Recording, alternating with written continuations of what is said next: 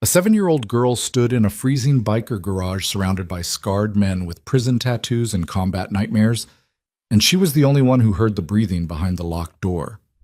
What they found on the other side wasn't a burglar. It was a laptop filled with surveillance photos of their children, their wives, their homes. Someone had been watching them for weeks. And the man crouching in the shadows? He wasn't working alone. Before that night ended, the Iron Saints Motorcycle Club would discover a conspiracy designed to destroy them from the inside out. And the only person who saw it coming was a child no one had ever listened to. If this story hooks you, stay until the very end. Hit that like button, drop a comment telling me what city you're watching from, and let's ride. The rain came sideways that February evening, cold enough to sting bare skin, hard enough to blur the neon glow leaking through the garage windows of the Iron Saints compound on the outskirts of Harlan Falls, Ohio. It was a nothing town. Dead steel mills, boarded storefronts, a single traffic light that blinked yellow after 9 p.m. The kind of place America forgot about 30 years ago and never looked back. But the Iron Saints hadn't forgotten it. They'd claimed it, not with violence or territory markers spray-painted on underpasses, but with presence. The low growl of straight-pipe Harleys through the main drag every Thursday. The smell of engine grease drifting from the open bay doors of a cinder-block building that used to be a transmission shop before the last owner drank himself into foreclosure. Inside, the garage hummed with the rituals of men who had nowhere else to go and no reason to pretend otherwise. A space heater glowed orange in the corner, barely denting the cold. Coffee percolated in a machine so old the handle was held together with electrical tape. Cigarette smoke drifted toward the ceiling in lazy spirals, mixing with the sharper bite of WD-40 and old motor oil. 7 bikes sat in various states of repair along the far wall. Shovelheads, panheads, one rusted Sportster that nobody claimed but everyone worked on when they needed to think. And in the back booth, cross-legged on a cracked vinyl seat with a battered sketchbook balanced on her knees, sat Nora Vale. 7 years old. Brown hair cut short and uneven because Rose, her mother, couldn't afford a real haircut, and did it herself with kitchen scissors every 6 weeks. Quiet in a way that made adults uncomfortable. Not shy. Watchful. She studied rooms the way old soldiers studied tree lines. Her eyes moved before her head did. She colored wolves almost exclusively, filling page after page with dark fur and pale eyes. And she never colored inside the lines because she said the wolves didn't live inside lines either. Nobody in the Iron Saints questioned why a 7-year-old spent 3 nights a week in a motorcycle garage. In Harlan Falls, you didn't ask questions about other people's arrangements. You just made room. Rose Vale worked the closing shift at a truck stop diner 11 miles outside town, and her options for childcare were exactly 0. No family nearby. No money for a sitter. The county's after-school program had been defunded 2 years earlier when the township went bankrupt. Social services had a 14-month waiting list for subsidized care, and the one time Rose called to follow up, the woman on the phone told her to explore community options, and hung up before Rose could explain that she'd already explored every option that existed. So the Iron Saints became the option. It started with Lucas Creed, the club's medic, 39 years old, built like a fence post wrapped in leather, with a surgical scar running from his left ear to his collarbone where a piece of Iraqi shrapnel had tried to open his throat in Fallujah.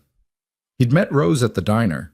She'd poured his coffee without small talk, which he appreciated, and he'd left a $20 tip on a $4 check, which she didn't mention. Over months of silence and coffee refills, a quiet understanding formed. Not romance. Something rougher and more honest than that. Recognition. 2 people who had been ground down by systems that were supposed to protect them and had learned to stop expecting protection from anyone.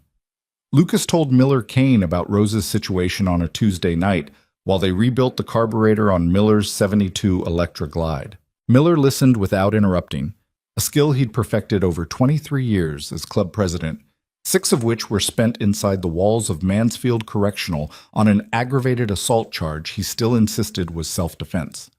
Miller was 61 now, silver streaking through his beard, prison tattoos fading on his knuckles, reading glasses perpetually pushed up on his forehead because he refused to admit he needed them. He had a voice like gravel poured over broken glass, and he used it sparingly. Bring the kid, Miller said when Lucas finished explaining. She's quiet, Lucas added like a warning. Good. Loud kids make me nervous. That was 8 months ago. Since then, Nora had become a fixture, invisible to outsiders, essential to the men inside. She sat in her booth, she colored, she ate whatever someone put in front of her without complaint. Occasionally, she walked up to one of the bikers and said something so perceptive it made the room go still. Once she told Jojo Baines, the club's sergeant-at-arms, a 6'4" former Marine with knuckle tattoos and a voice that could rattle windows, that he looked sad today, but a different sad than yesterday. Jojo had stared at her for 10 seconds, then walked outside and sat on the curb for 20 minutes. Nobody followed him. Nobody asked. That was how things worked inside the Iron Saints. You carried your damage quietly, and when it got too heavy, someone stood near you without making it a conversation. On this particular February night, the rain had been falling for 6 hours straight. The temperature had dropped below 20. Wind rattled the corrugated metal walls of the garage and made the overhead lights swing on their chains, casting shadows that shifted like living things. 8 members were present: Miller, Lucas, Jojo, plus 5 others scattered around the space in various postures of exhaustion and restlessness. The mood was flat. Winter in Harlan Falls did that to people. It pressed down on you like a physical weight, made everything gray and slow and heavy, with the particular misery of places that knew they'd been abandoned. Nora was coloring a wolf with yellow eyes when she heard it. Not the rain, not the wind, not the engines cooling on the other side of the wall. Something underneath all of that, rhythmic, barely audible, coming from the storage room behind the main garage. The room they used for overflow parts and old furniture and boxes of rally t-shirts from years nobody remembered anymore. Breathing, slow, controlled. The kind of breathing someone does when they're trying very hard not to be heard. Nora's hand stopped moving. The brown crayon hovered a 1/4 inch above the page. She didn't look up immediately. Instead, she listened the way Lucas had once told her soldiers listen. Not for the sound itself, but for the shape of the silence around it. The jukebox in the corner was playing something with steel guitar. 2 bikers were arguing about a carburetor jet size. Jojo was laughing at something on his phone, a rare sound that usually meant someone had sent him a video of a dog doing something stupid. Normal sounds. But behind them, threading through the gaps like cold air through a cracked window, was that breathing. Nora set down her crayon. She slid off the booth seat. Her boots, second-hand, a half size too big, stuffed with newspaper in the toes, touching the stained concrete floor without sound. She walked across the garage with the deliberate quiet of a child who had learned very young that being small and silent was a survival skill, not a personality trait. She reached Lucas, who was sitting on an overturned milk crate cleaning a socket wrench, and tugged his sleeve. He looked down. Her face was calm, but her eyes were doing the thing. That rapid, precise scanning that always made his stomach clench because it reminded him too much of how his niece used to look before she disappeared. Before the world proved that no amount of watching could keep you safe if the people around you refused to see what you were seeing. "Don't open that door," Nora whispered. Lucas felt something seize in his chest. Not fear exactly, something older, the kind of instinct that predates language, that lives in the base of the skull where the animal brain still watches for predators. He'd felt it in Fallujah, seconds before an IED turned the road into a crater. He'd felt it the night his sister called to say Emma was missing. It was the feeling of time folding, past and present, collapsing into a single razor-thin moment where everything depended on what you did next. He didn't question her. He didn't ask what she heard. He set down the wrench, stood slowly, and caught Miller's eye across the garage. Miller read Lucas's face in half a second. 23 years of running a club built on damaged men and borrowed time had given Miller Kane an almost supernatural ability to read rooms. He could feel a fight coming before the first word was spoken. He could sense a lie in the way someone shifted their weight. And right now, looking at Lucas Creed standing beside a 7-year-old girl who never spoke unless something mattered, Miller felt the temperature in the room drop by 10 degrees. He held up one hand. The garage went quiet in layers. First, the argument about carburetor jets stopped. Then the wrench sounds. Then Jojo looked up from his phone, and finally someone killed the jukebox. The silence that followed was thick and watchful. Miller crossed the room. His boots were loud on the concrete. He never tried to be quiet because he believed silence was a tool for younger men, and his job was to be seen coming. "What is it?" he said. Not a question, a demand. Lucas tilted his head toward the storage room door. Kid heard something. Miller looked at Nora. She stared back at him with those ancient, unsettling eyes and said nothing. She didn't need to. Her stillness said everything. Miller nodded once, then turned to Jojo. "Flashlights. Wake everyone up." Within 90 seconds, the Iron Saints had transformed. Not into soldiers, they'd never been that organized or that clean. Into something more primal. Men who had survived wars, prison yards, addiction, poverty, and the slow grinding violence of being forgotten by every institution that was supposed to care about them. They moved with the coordinated instinct of a pack that had been threatened before and remembered what it cost to hesitate. Jojo positioned himself by the storage room door, one massive hand flat against the metal. Two others flanked him. Briggs, a wiry former addict with steady hands and a felony record that kept him unemployable everywhere except the Saints' garage, and Coyle, a quiet Appalachian transplant who'd done 2 tours in Afghanistan and hadn't slept through a full night since 2011. Lucas moved Nora behind him. She went without protest, pressing her back against the cold wall, sketchbook clutched to her chest like a shield. Miller stood in the center of the room, arms crossed, eyes locked on the door. "Open it," he said. Jojo pulled the door back in one fast motion, and 3 flashlight beams stabbed into the darkness. The storage room was 10 by 15 feet, crammed with metal shelving units loaded with engine parts, old rally banners, and boxes of junk accumulated over 2 decades of club history. The air smelled like mildew and rust and something else. Something chemical and faintly sweet that didn't belong. They swept the beams left and right. Nothing, just shadows and dust and the faint drip of rainwater through a crack in the ceiling. Then Briggs angled his flashlight down beneath the lowest shelf on the far wall and froze. A man, curled into a space barely large enough for a dog.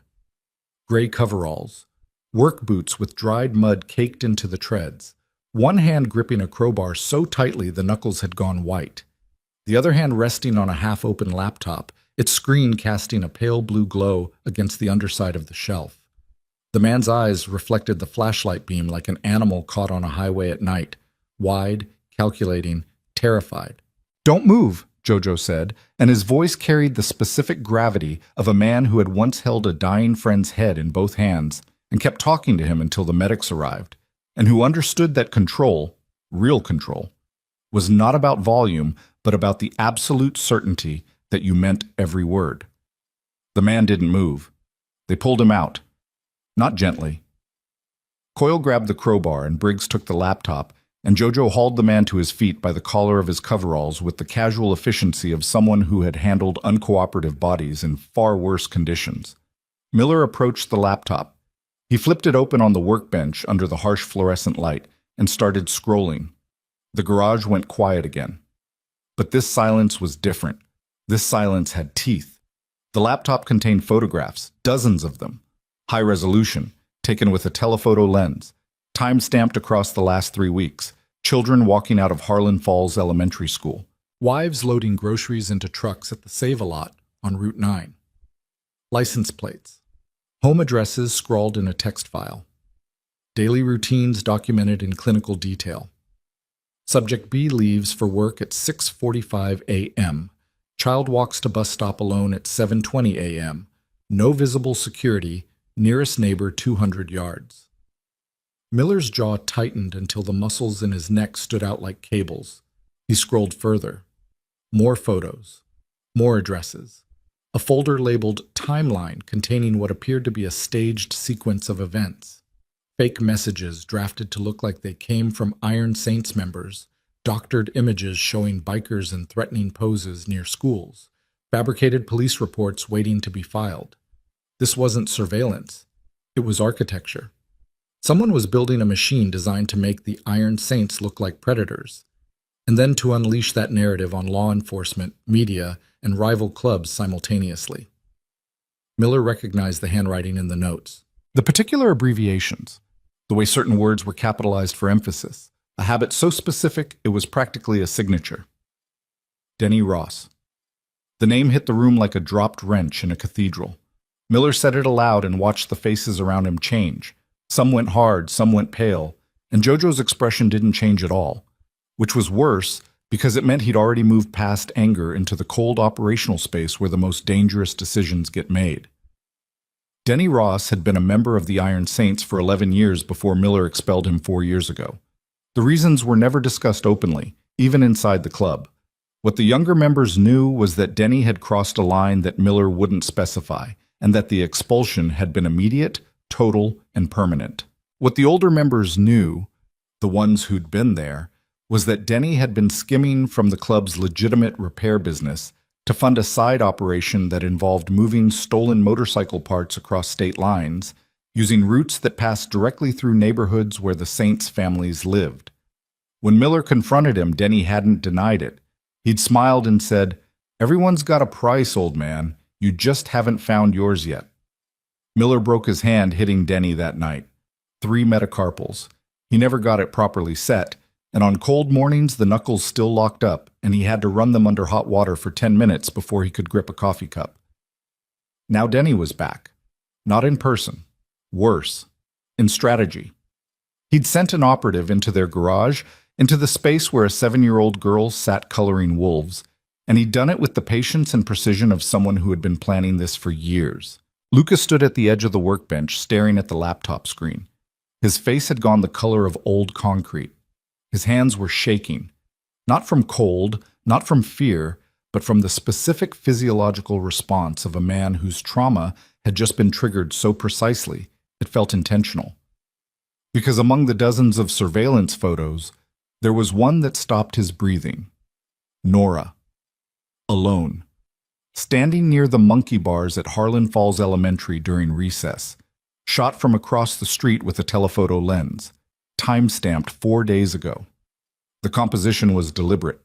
The framing isolated her from the other children, made her look vulnerable, exposed, forgotten. It was the kind of photograph designed to communicate one thing. We can reach her whenever we want. Lucas's vision narrowed to a point. The edges of the garage disappeared. Sound dropped away.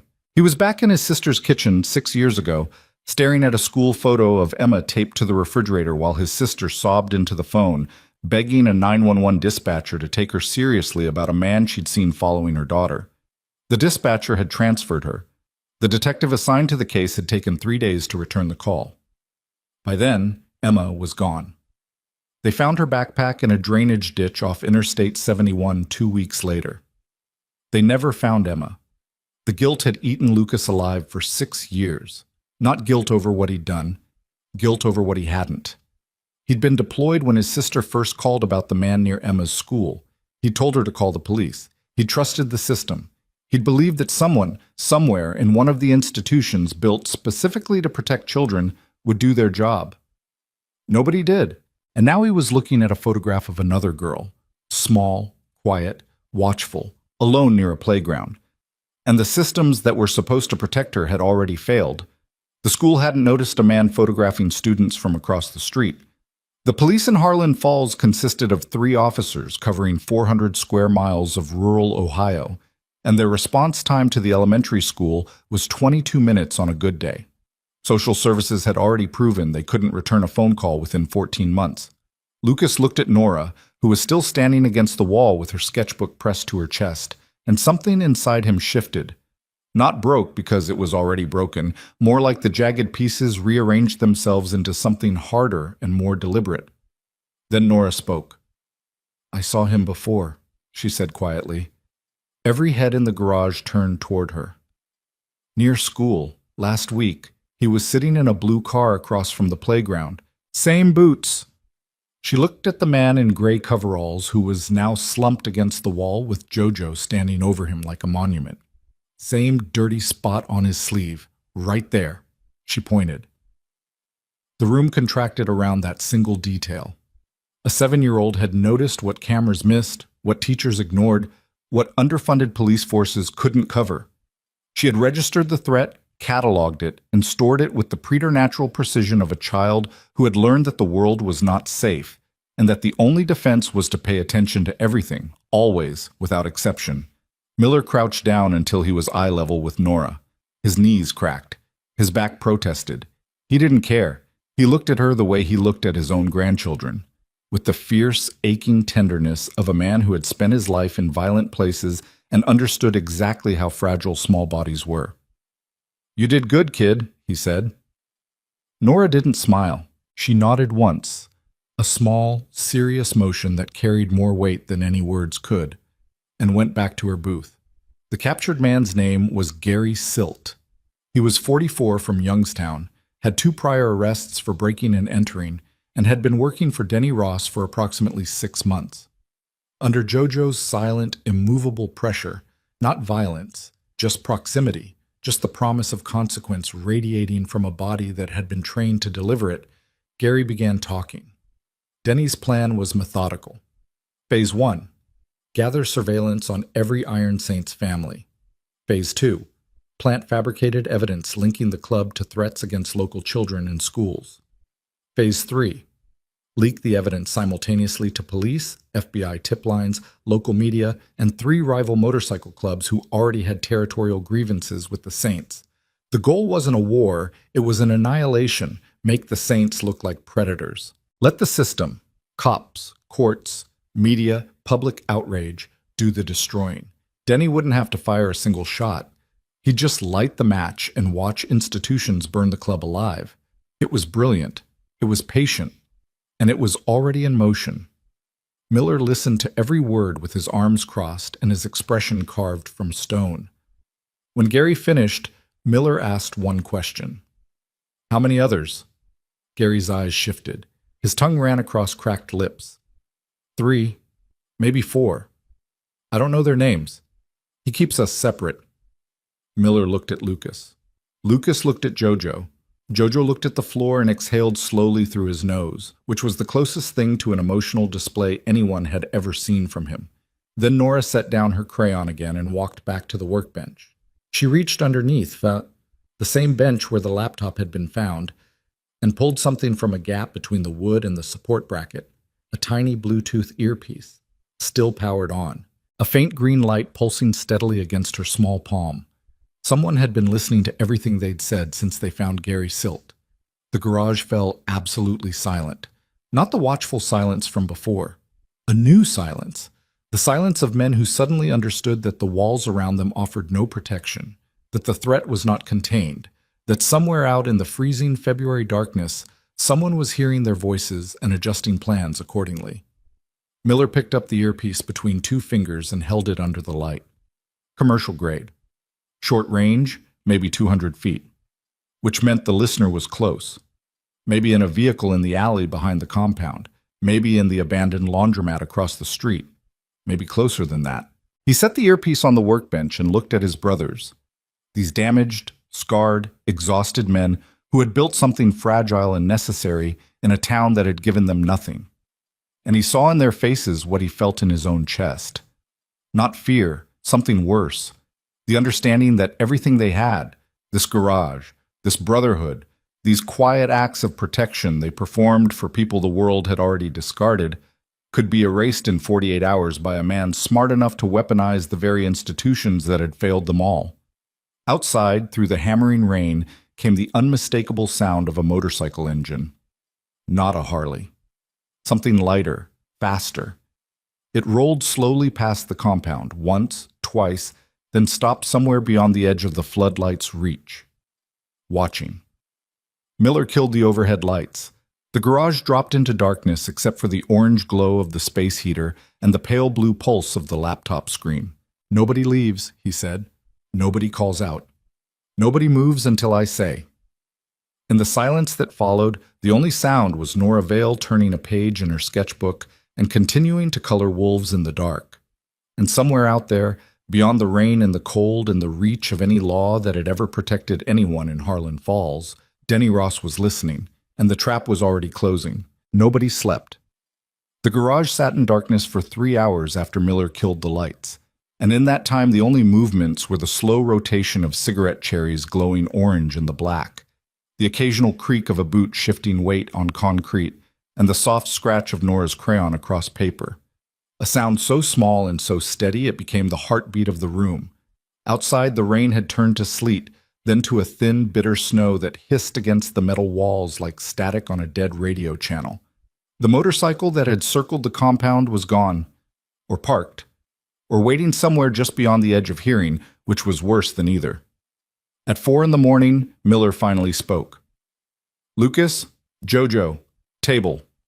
3 men gathered around the workbench under the dim glow of a single clamp desk lamp that Briggs had rigged to a car battery when the overhead lights went dark. Their faces looked carved from shadow, deep hollows under the eyes, hard lines around mouths that had forgotten how to relax. Gary Silt sat zip-tied to a folding chair in the corner, his chin on his chest, either sleeping or pretending to. The Bluetooth earpiece sat in the center of the table like a dead insect, its green light finally extinguished after Miller had crushed its battery with the heel of his boot an hour earlier. Miller spread the laptop's contents across the table. Printed now, because Coyle had dragged the ancient inkjet printer from the storage room and fed it paper until it choked. Surveillance photos, fabricated messages, a timeline of planned events stretching forward 6 weeks.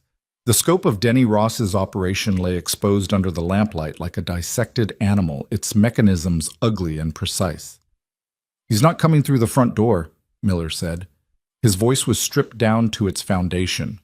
No gravel performance, no president's authority. Just a tired man stating facts. "He's going to make us open it ourselves."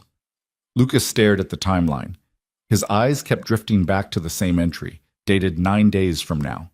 Phase 3. Media package distributed. Anonymous tips to FBI field office, Columbus PD, Channel 4 investigative desk, and Ohio chapters of the Savage Kings, Dead Circuit, and Hollow Men, MCS. Below it, in Denny's cramped handwriting, "Saints react. Let them. Every punch thrown is a headline." "He wants us angry," Lucas said. "He wants us stupid," Miller corrected. Jojo hadn't spoken yet. He stood with his arms folded across his massive chest, his eyes fixed on a point somewhere beyond the wall, processing information the way he always did. Silently. Completely. With a patience that most people mistook for slowness and only understood was something else entirely when he finally moved. When Jojo moved, nothing was wasted.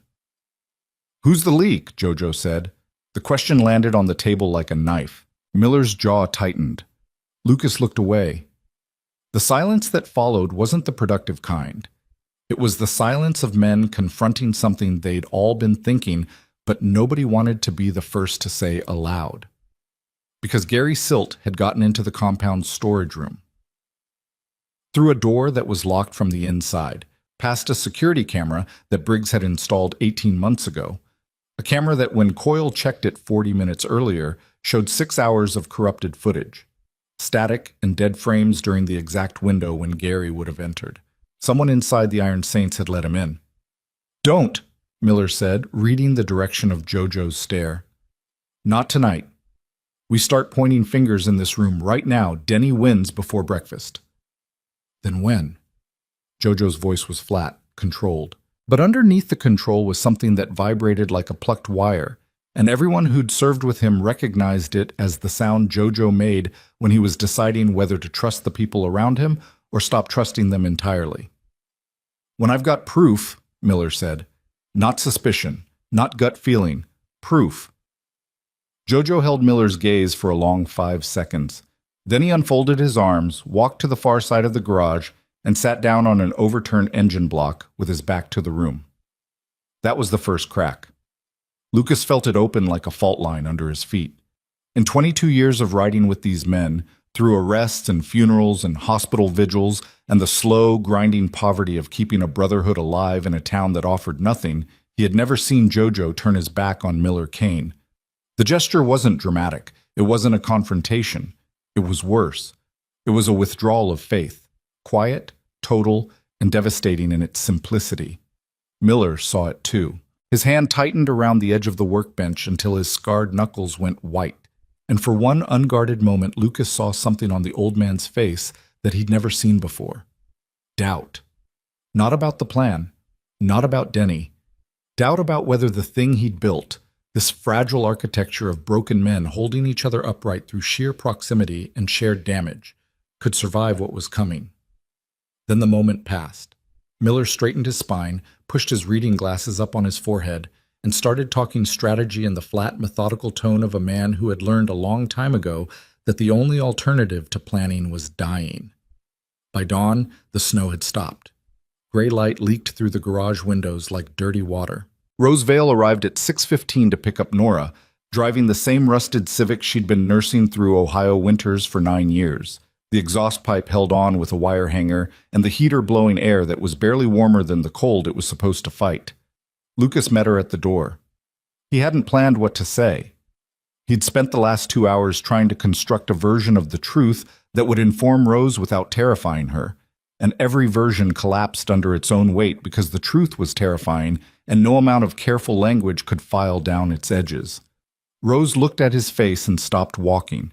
She was 33, lean from years of physical work and not enough food, with dark circles under her eyes that never fully went away, and hands that were always slightly raw from industrial dish soap. She wore a diner uniform under a coat that was too thin for February, and she carried herself with the particular exhaustion of a woman who had been solving impossible problems alone for so long that she'd stopped expecting solutions and started expecting only the next problem. "What happened?" she said. "Someone was in the building last night. A man. He had surveillance photos on a laptop." Rose's face didn't change. That was the thing about Rosevale that most people missed. She didn't perform her emotions for an audience. Fear didn't make her gasp or tremble or widen her eyes. Fear made her go still, perfectly, absolutely still, like a woman turning to stone from the inside out. Of what? Families, kids, including Nora. The stillness deepened. Lucas watched her eyes and saw something behind them shift. Not panic, not yet, but the rapid calculation of a single mother mentally cycling through every vulnerability in her life and finding no defenses anywhere. "Who?" she said. "An ex-member named Denny Ross. He's trying to frame the club, make us look dangerous. He photographed Nora at school." Rose's right hand closed slowly into a fist at her side. Her knuckles were red and cracked from dish soap and cold water. She didn't raise her voice. She didn't cry. She looked past Lucas into the garage, where Nora was gathering her crayons into a Ziploc bag, with the careful, methodical attention of a child who had learned to take care of her own things because no one else would. "I trusted you," Rose said quietly. "I trusted all of you." The words hit Lucas harder than any fist could. Not because they were angry. They weren't. They were exhausted. They carried the weight of a woman who had placed her child's safety in the hands of men she believed were different from every other system that had failed her, and who was now standing in the cold gray light of a February morning, realizing that this, too, might have been a mistake. "Rose, you told me she'd be safe here. You said this was the one place nobody would bother her. You said that." Her voice cracked on the last word, and the crack was more devastating than screaming because it revealed the scaffolding underneath. The fragile, desperate hope that had allowed Rosevale to leave her daughter in a motorcycle garage 3 nights a week and believe it was the best available option. "She is safe here," Lucas said. "She's the reason we found him. If she hadn't heard, she shouldn't have had to hear anything." Rose's eyes were bright now, not with tears, but with the particular fury of a mother who has been forced to choose between terrible options for so long that the discovery of one more terrible option feels less like a crisis and more like confirmation of everything she already feared. "She's 7. She shouldn't be the one protecting grown men from—" She stopped, swallowed, pressed her fist against her thigh until the knuckles popped. "I'm taking her out of here," she said. "Rose, listen to me. If Denny's people are watching the school, pulling her out of the garage doesn't fix—" "Don't tell me what fixes things. You don't get to tell me what fixes things." Her voice was low, controlled, but it vibrated with a frequency that Lucas recognized from his years as a combat medic. The frequency of someone holding themselves together through pure will, knowing that if they let go for even a second, they would come apart entirely. She walked past him, took Nora by the hand, and left without looking back.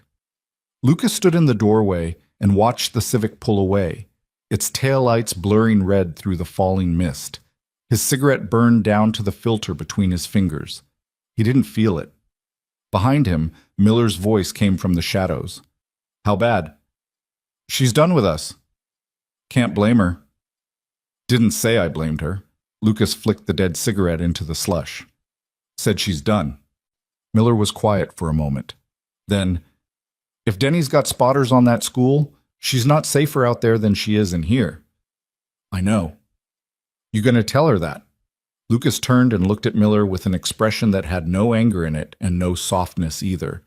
Just the raw, skinless honesty of a man who had failed to protect one child and was watching the machinery align to fail another.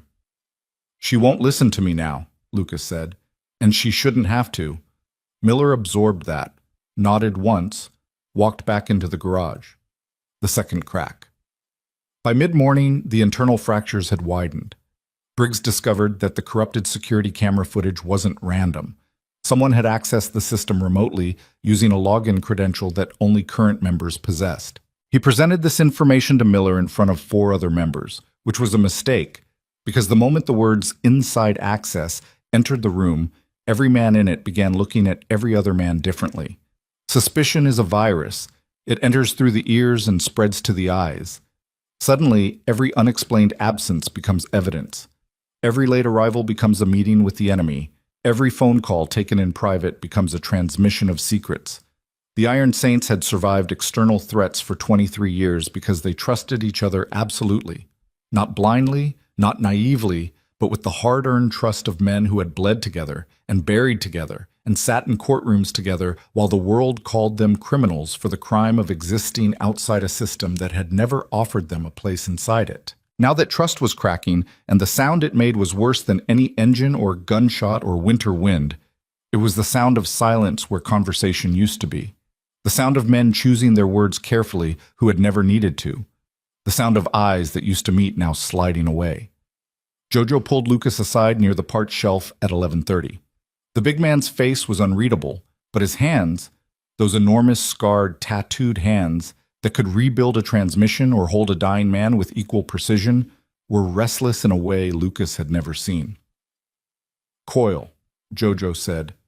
One word, no explanation needed. Coil had been the last member to arrive the previous night. He'd come in 40 minutes after everyone else, claiming his truck wouldn't start in the cold. His jacket had been dry. In February. In a sleet storm.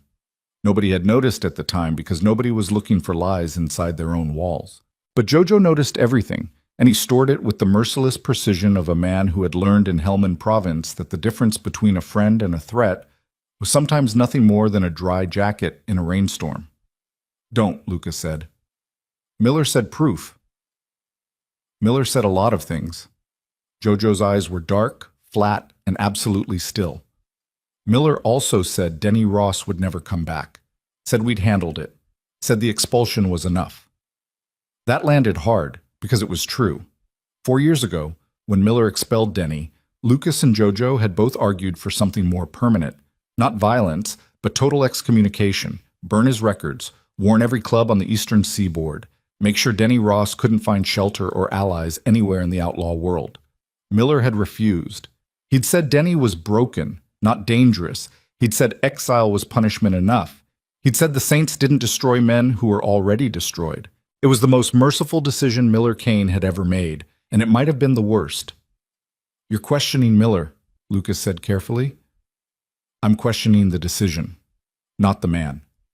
There's no difference, and you know it. Jojo's jaw muscles worked silently.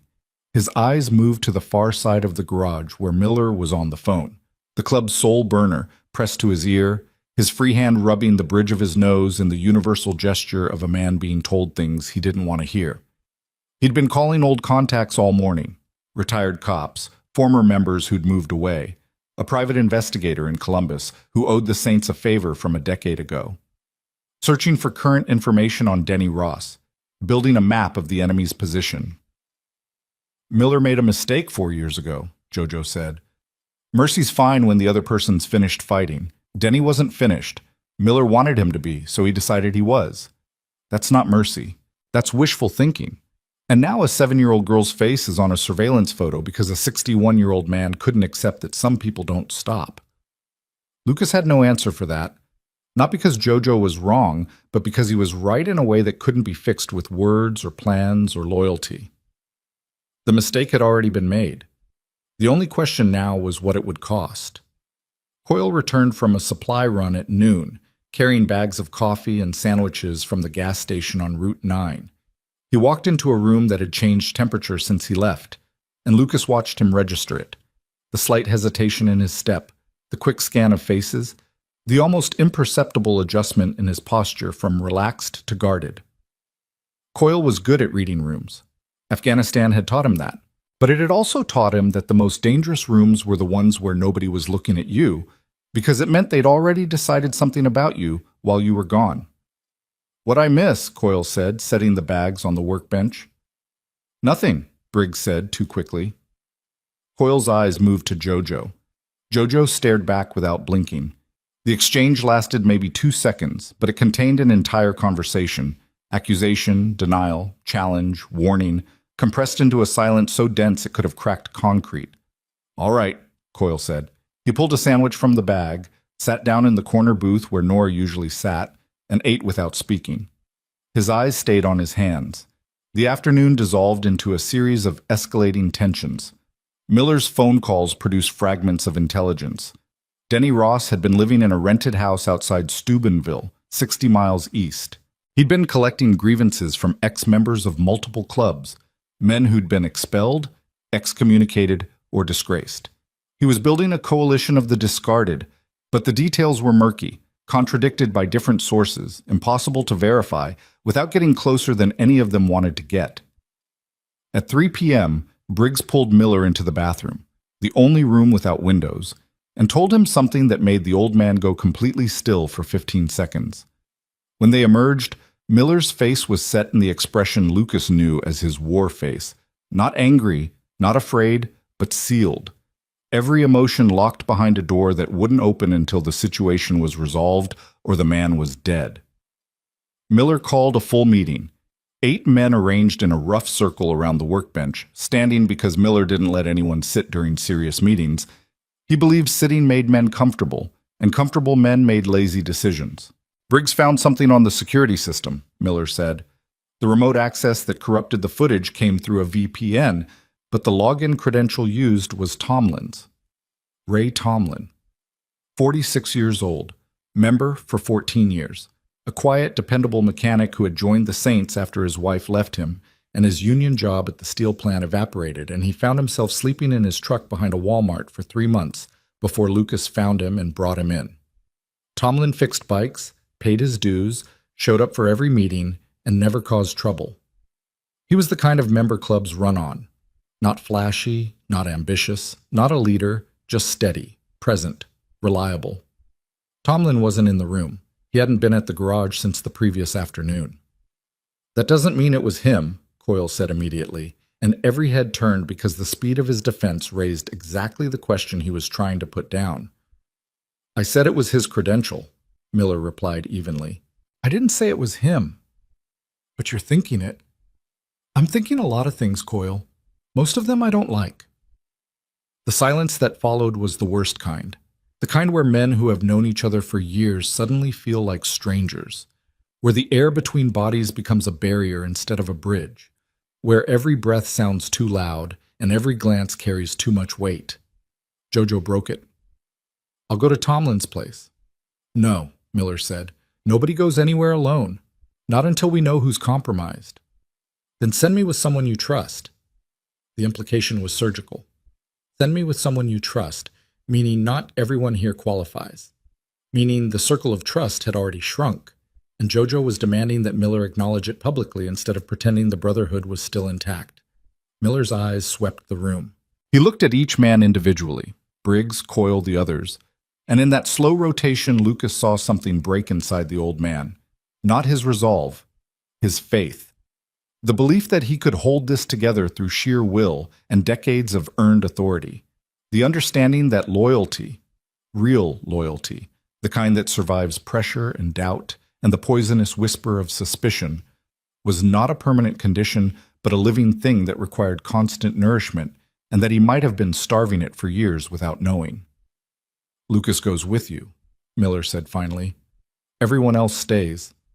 Jojo nodded once and moved toward the door. Lucas grabbed his jacket, cold, stiff, smelling of cigarette smoke and engine oil, and the faint ghost of the aftershave he'd stopped wearing years ago because there was nobody to smell good for. Before he reached the door, Miller's hand landed on his shoulder. The old man's grip was iron despite the arthritic knuckles, and he leaned close enough that Lucas could smell the coffee and exhaustion on his breath. "Bring him back alive," Miller said. "Whatever he is." Lucas looked into Miller's eyes and saw the cost of that sentence written in every line and scar on the old man's face. The cost of being a leader who couldn't afford to hate anyone because hate made you careless, and carelessness in this world killed people. "And if he runs?" Miller's grip tightened. "Then we'll know." Lucas and Jojo rode out into the gray February afternoon on two machines that sounded like controlled thunder against the frozen silence of Harlan Falls.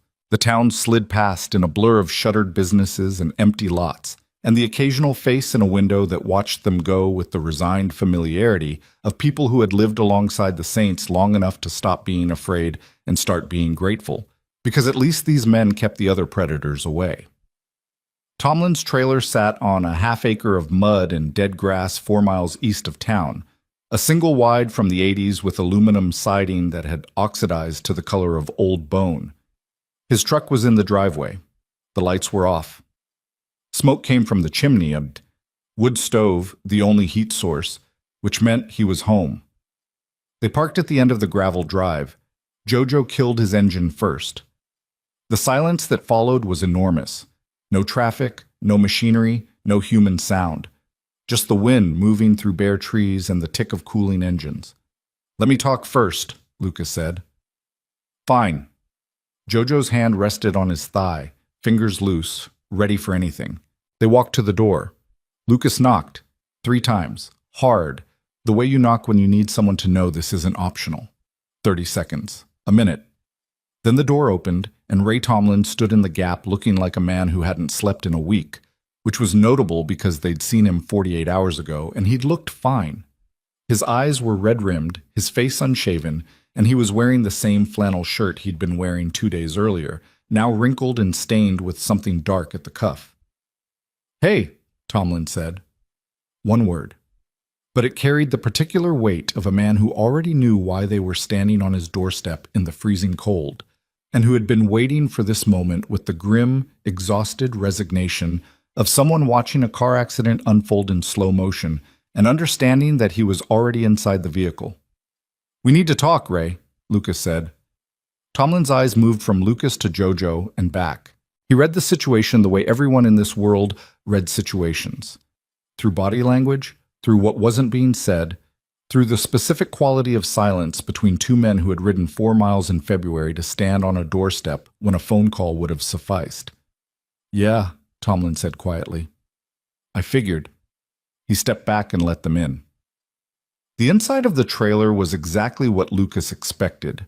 Spare, clean despite the age of everything in it, organized with the particular discipline of a man who had nothing and took care of everything he had because replacement wasn't an option. A single photograph on the wall, Tomlin's daughter, age 12, smiling in a school picture from 6 years ago. She lived with her mother in Pennsylvania now. Tomlin saw her twice a year if the custody schedule held, which it usually didn't. Tomlin sat at his kitchen table. Lucas sat across from him. Jojo stood near the door, arms folded, eyes on the only window. "Your login was used to corrupt the security camera footage," Lucas said. No preamble, no softening. Someone accessed the system remotely with your credential. Tomlin didn't flinch, didn't deny. He stared at his hands, mechanic's hands, permanently stained at the knuckles, calloused and cracked, and breathed in slowly through his nose. "I know," he said. Lucas felt his pulse accelerate. Behind him, he heard Jojo shift his weight, a tiny movement that in the vocabulary of the man's body language was equivalent to a shout. "You know," Lucas repeated, "because I gave it to him." The trailer went absolutely silent. The wood stove popped. A gust of wind pressed against the aluminum walls and moved on. Outside, the sky was the color of lead, and somewhere in the distance a dog barked once and stopped. Tomlin raised his eyes. They were wet, Not crying, not yet, but filled with the terrible brightness of a man about to say something that would end a part of his life permanently, and who understood the weight of that ending with total, devastating clarity. "He has my daughter," Tomlin whispered. Lucas felt the floor tilt. The room contracted. Every assumption he'd built over the last 12 hours rearranged itself around this single statement, and the picture that formed was so much worse than betrayal that it made betrayal look like a mercy. Jojo's arms dropped to his sides. His face, which had been stone for 24 hours, cracked for the first time. A micro-expression of horror so brief and so genuine that it vanished almost before it appeared. But Lucas caught it, and it was the most frightening thing he'd seen since the photograph of Nora near the monkey bars. "He has Lily," Tomlin said again, his voice breaking now, the scaffolding collapsing. "Denny Ross has my daughter. He took her from her school in Scranton 4 days ago, and he told me if I said one word to anyone, one word, He couldn't finish." His hand came up and covered his mouth, and the sound he made behind it was not sobbing. It was something rawer and more broken than that. The sound of a man being crushed by the precise machine of his own impossible choices. And in that tiny freezing trailer, with the wind howling outside and the wood stove dying and the gray light fading toward another brutal Ohio evening, Lucas Creed understood with absolute, horrifying certainty that this was no longer about surveillance photos or framed evidence or club politics. A child was missing. Again. And the last time he'd stood in a room where those words were spoken, he'd trusted the system and done nothing, and a girl named Emma had vanished into a darkness from which she never returned. Lucas looked at Jojo. Jojo looked back, and in the silence between them, two damaged men in a dead man's trailer at the edge of a forgotten town. A decision formed that neither of them spoke aloud because speaking it would have made it real. And real meant there was no going back. There was no going back. Lucas didn't call Miller. Not yet. He sat across from Ray Tomlin in that freezing trailer while the wood stove ticked toward cold and the gray afternoon light died against the aluminum walls, and he listened to a man dismantle himself one sentence at a time. Tomlin talked the way wounded men talk when the wound finally opens, in fragments, in circles, doubling back to correct details that didn't matter, and skipping over details that mattered enormously, his voice cracking and rebuilding and cracking again like ice on a river that couldn't decide whether to hold or break. Jojo stood by the door and didn't move, didn't interrupt. His face had returned to stone, but his eyes, those dark, unblinking eyes that had watched men die in Helmand Province and registered each death as a permanent entry in a ledger he would carry until his own, were locked on Tomlin with an intensity that made the air in the trailer feel thin. 4 days ago. That was when it started. Tomlin's ex-wife, Karen, had called him in hysterics at 6 in the morning. Lily hadn't come home from school. She'd been picked up by a man in a black SUV who told the school office he was Lily's uncle, showed a fake ID, signed her out during last period. The school hadn't called Karen, hadn't verified, hadn't done anything except hand a 12-year-old girl to a stranger and mark her absent for the next day's attendance. "They just gave her away," Tomlin said, and his voice on those words was something Lucas would hear in his sleep for months. The specific frequency of a father confronting the mathematical precision with which institutions designed to protect children had instead delivered his daughter into the hands of a man who wanted to use her as leverage against a motorcycle club 200 miles away. 3 hours after Lily disappeared, Tomlin's phone rang. Unknown number. A voice he recognized immediately. Denny Ross, calm, almost friendly, speaking in the measured tones of a man who had rehearsed this conversation many times. The instructions were simple. Give Denny remote access to the Iron Saints security system. Disable the camera on the storage room entrance. Leave the back door unlocked on the night of February 14th. Say nothing to anyone. Do exactly as told, and Lily would be returned unharmed within 72 hours of the operation's completion. He said 72 hours, Tomlin repeated, as if the specificity of the number was itself a cruelty, a countdown imposed on a father's sanity, a clock that ticked inside his skull every second of every day, measuring the distance between obedience and his daughter's life. "Did he prove it?" Lucas asked. His voice was steady, clinical. He was in medic mode now. The psychological space where emotions were quarantined and only information mattered, because information saved lives and emotions got people killed. He'd learned that in Fallujah, unlearned it when Emma disappeared, and was learning it again now with the desperate efficiency of a man who understood that this was his second chance, and that second chances did not come with third ones attached. Tomlin reached into his back pocket and pulled out his phone. His hands were shaking so badly it took him 3 tries to unlock it. He opened the messages and turned the screen toward Lucas. A photograph. Lily Tomlin, sitting on a bare mattress in a room with gray walls and no windows. She was wearing the same school uniform she'd been wearing when she was taken. Blue polo, khaki skirt, white sneakers. Her face was pale but composed. She was holding a piece of paper on which someone had written yesterday's date in block letters. Proof of life. Standard protocol for someone who had studied how kidnappings work. Below the photo, a text message. She's comfortable. Keep it that way. Lucas stared at the image for a long time. The room, the bare mattress, the deliberate absence of identifying details. No window, no furniture, no visible landmark. Professional. Which meant Denny had help. Not Gary Silt-level help, not fumbling operatives hiding under shelves with crowbars, but organized, experienced help from someone who knew how to hold a hostage without leaving evidence. Did you call the police? Lucas asked, knowing the answer before Tomlin shook his head. He said if I called anyone to... He'd know within the hour. He said he had someone inside Scranton PD. Tomlin's eyes were red, raw, stripped of everything except the specific terror of a man who believes he is being watched at all times and has no way to verify whether that belief is paranoia or precision. Maybe he's lying. Maybe he doesn't have anyone. But I can't... His voice broke again. I can't test that. Not with Lily. Lucas looked at Jojo. The big man's jaw was set so tight the muscles in his neck stood out like cables. His arms were folded again, and his right hand gripped his left bicep with a force that would leave bruises.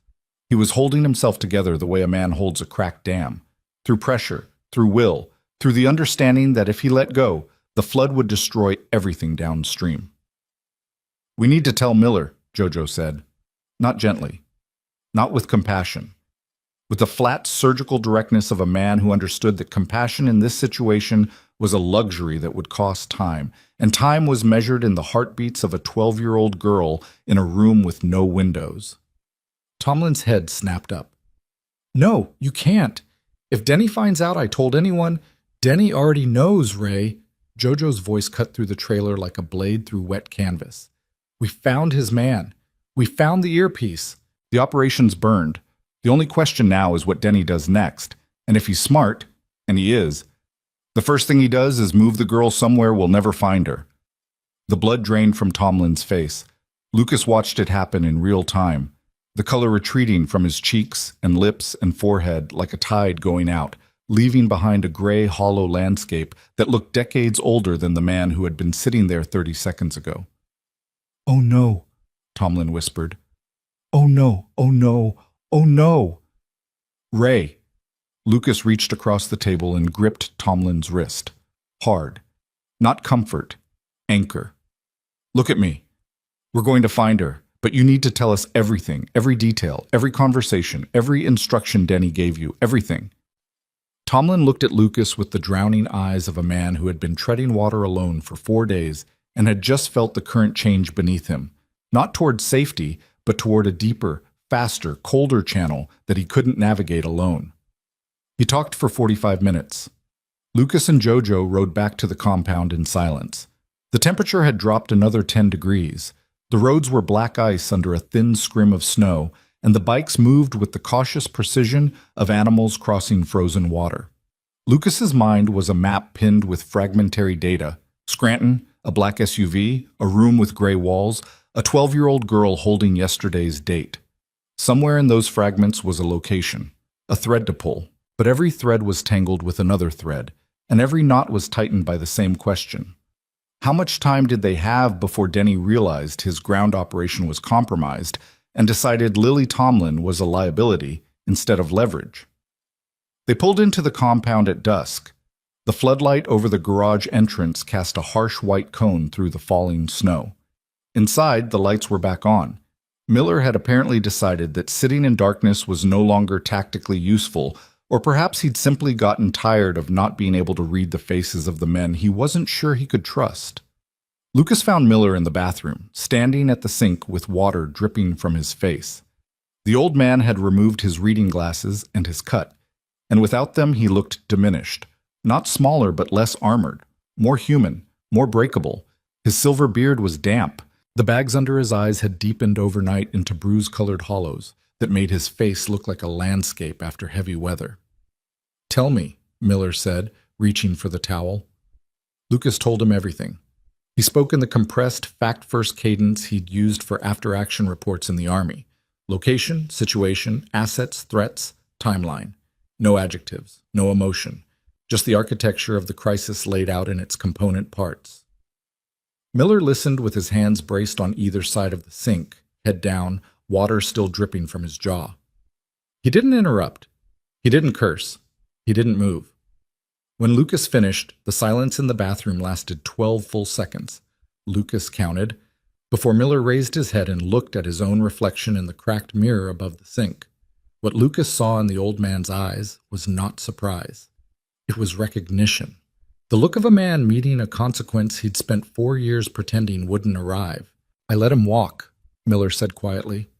His reflection stared back at him with the pitiless clarity of a mirror that doesn't forgive. 4 years ago, I broke his patch, I took his cut, and I let him walk. You and Jojo wanted more. I said no. I said he was done." He paused.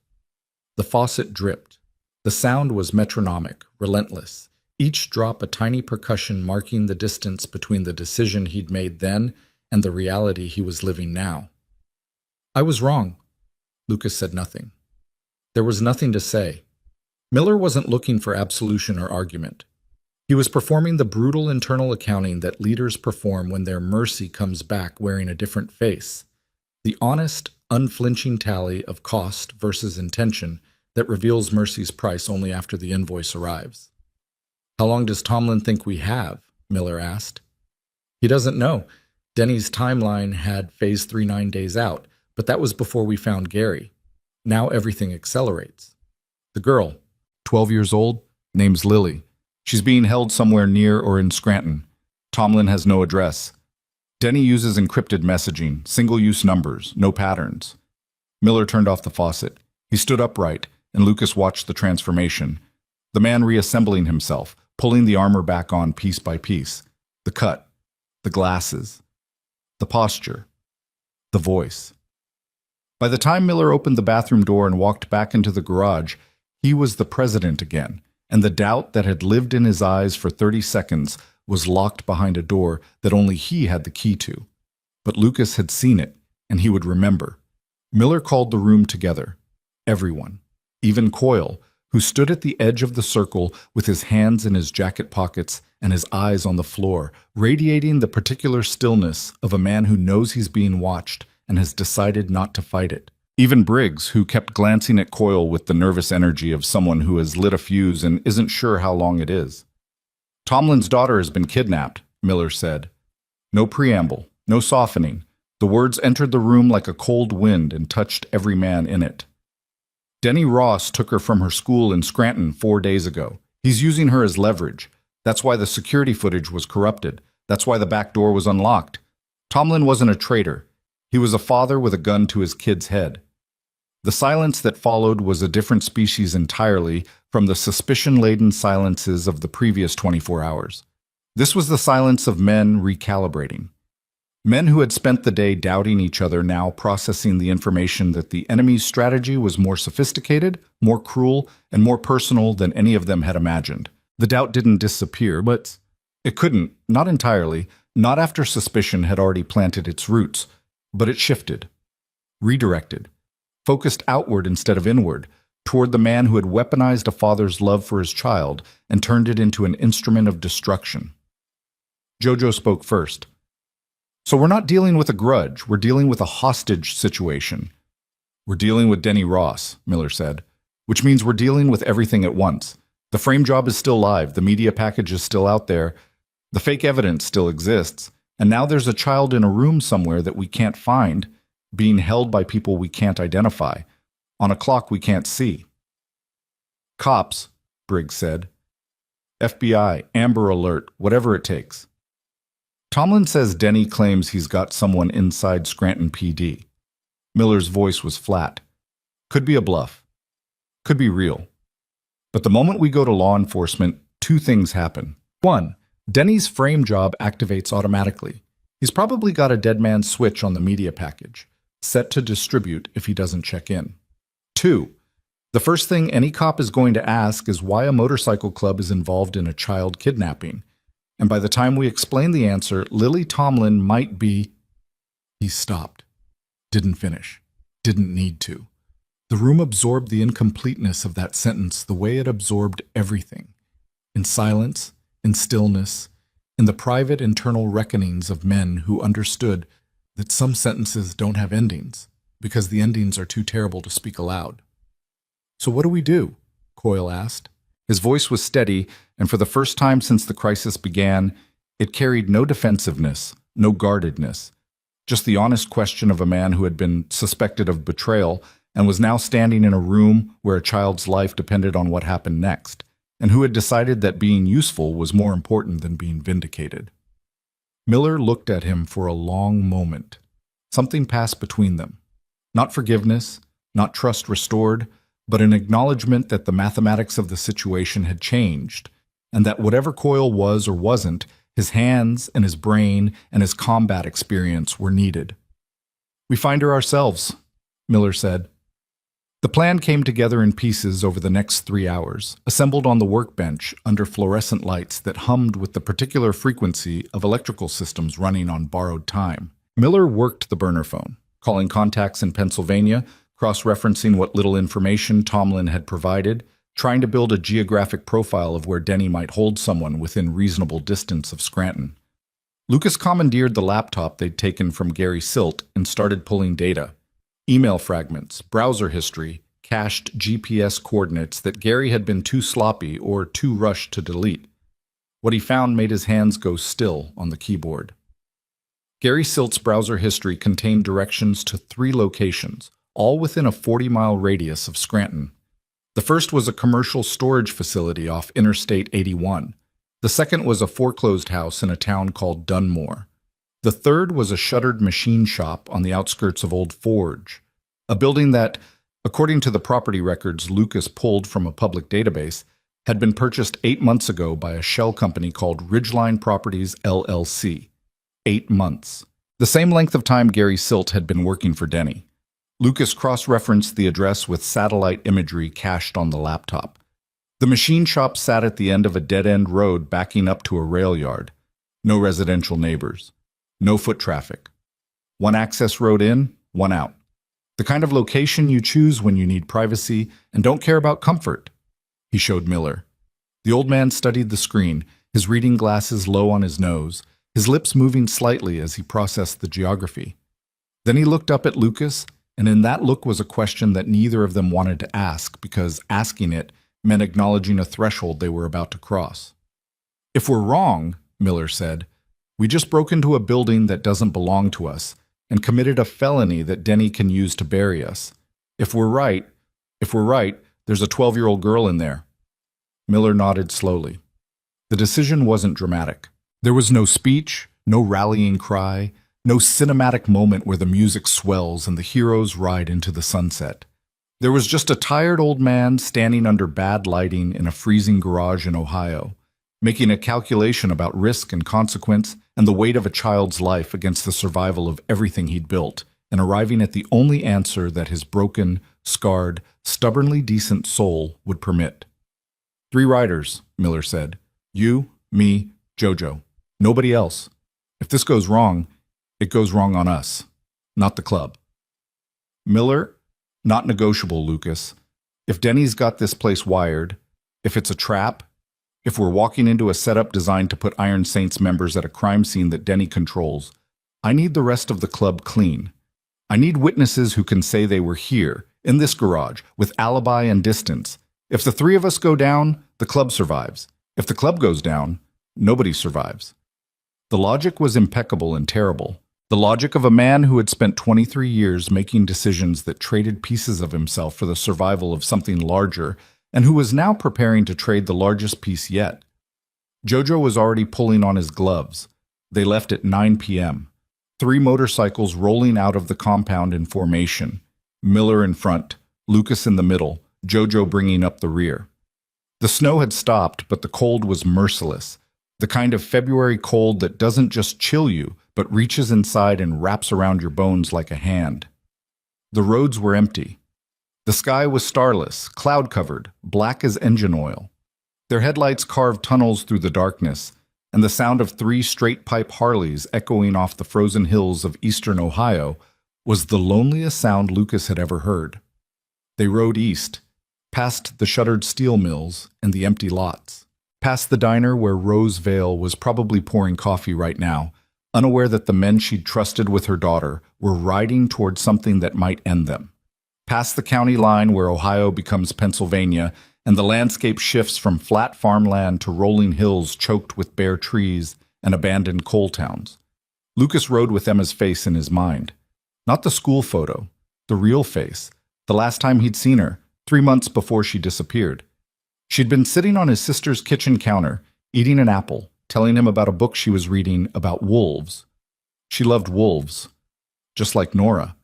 The symmetry was so precise it felt less like coincidence and more like the universe offering him a second chance, wrapped in the same packaging as his worst failure. He couldn't fail again. Not this time. Not with Lily. Not with Nora. Not with any of them. They stopped for gas at a station outside of Newcastle at 11 p.m. The attendant, a kid barely out of high school, working the overnight shift with earbuds in and textbook open behind the register, didn't look up twice at 3 bikers in cuts and road grime filling their tanks in the middle of a freezing night. In towns like these, bikers were part of the landscape. Furniture, background noise. Miller bought 3 black coffees from the machine. They stood outside under the buzzing fluorescent canopy, exhaust curling from their mouths, engines ticking beside them. "When we get there," Miller said, wrapping both hands around the paper cup for warmth, "Jojo takes the perimeter. Lucas and I go in. If it's empty, we leave clean. If she's there—" He paused, sipped. The coffee was terrible, and he drank it like it was medicine. "If she's there, we get her out, and we call the cops from the road. Anonymous tip. The building, the girl, everything. Let the system pick up the pieces." "And Denny?" Jojo asked. "Denny comes after. Once Lily's safe, we take everything we have. The laptop, the fake evidence, the timeline, Tomlin's testimony, Gary Silt. And we hand it to every law enforcement agency and every news outlet that will listen. We don't fight him. We expose him. And if he's there?" Jojo's voice was quiet, careful, asking the question that hovered beneath every plan and every calculation like a shadow beneath ice. "If Denny Ross is in that building when we walk in?" Miller stared into his coffee. The steam rose and dissolved into the freezing air, and his face behind it looked ancient. Not just old, but ancient in the way that certain landscapes look ancient, shaped by forces too large and too relentless to resist, carrying the marks of every storm that had ever passed over them. "Then we handle it," Miller said.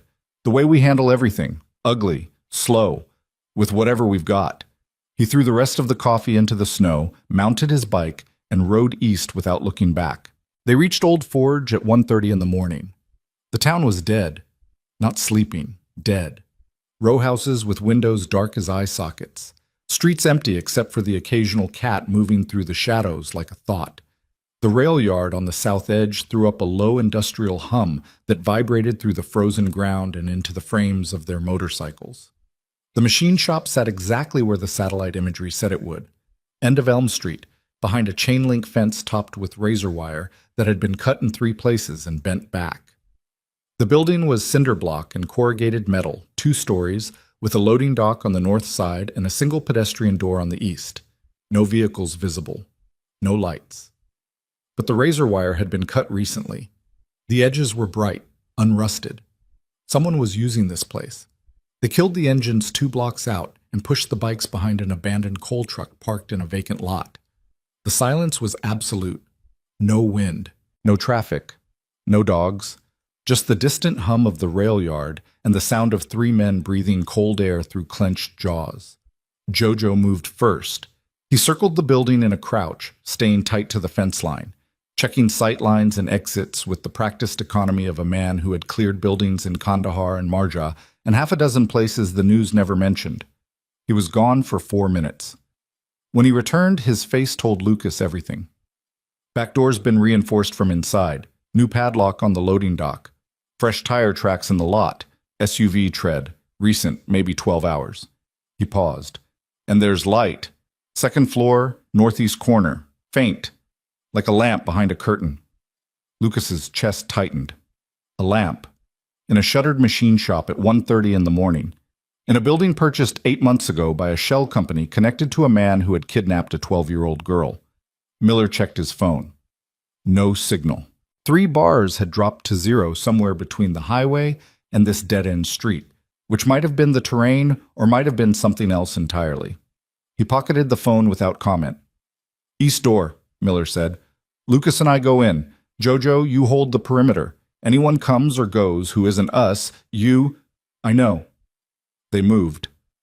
The padlock on the east door was a heavy-duty master, but the hasp it was attached to was screwed into wood that had been rotting for decades.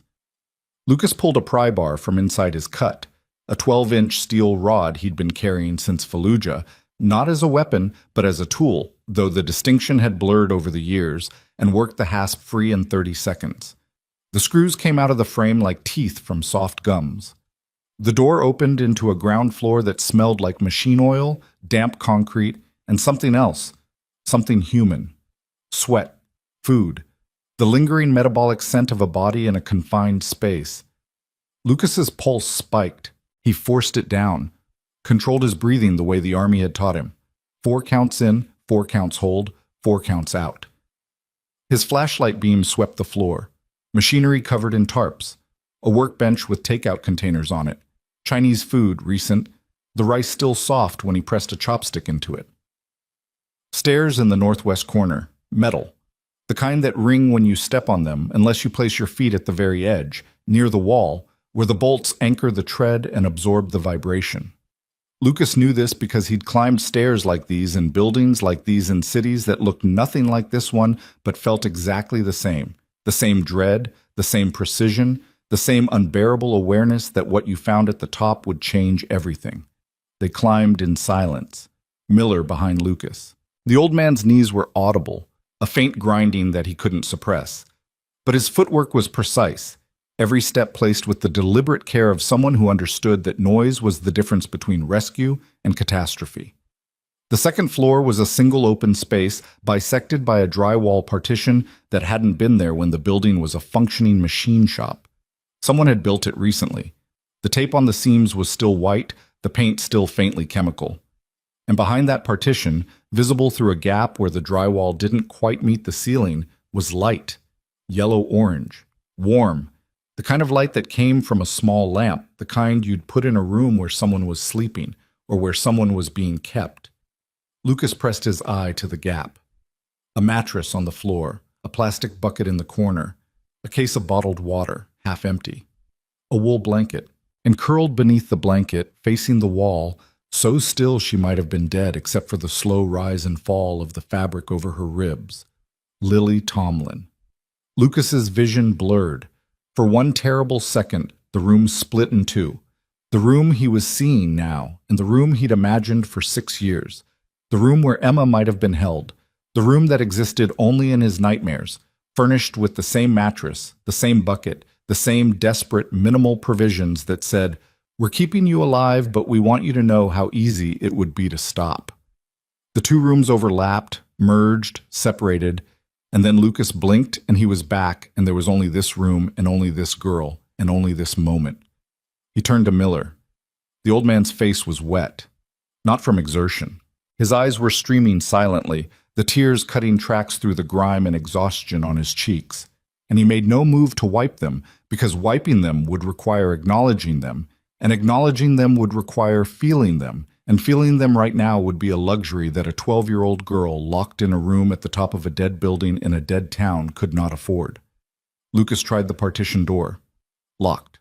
A deadbolt, keyed from the outside. He looked at the hinges, standard residential, 3 screws each, top and bottom.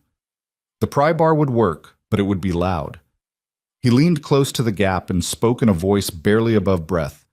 "Lily, my name is Lucas. I know your father. We're here to take you home." Silence. Then the blanket moved.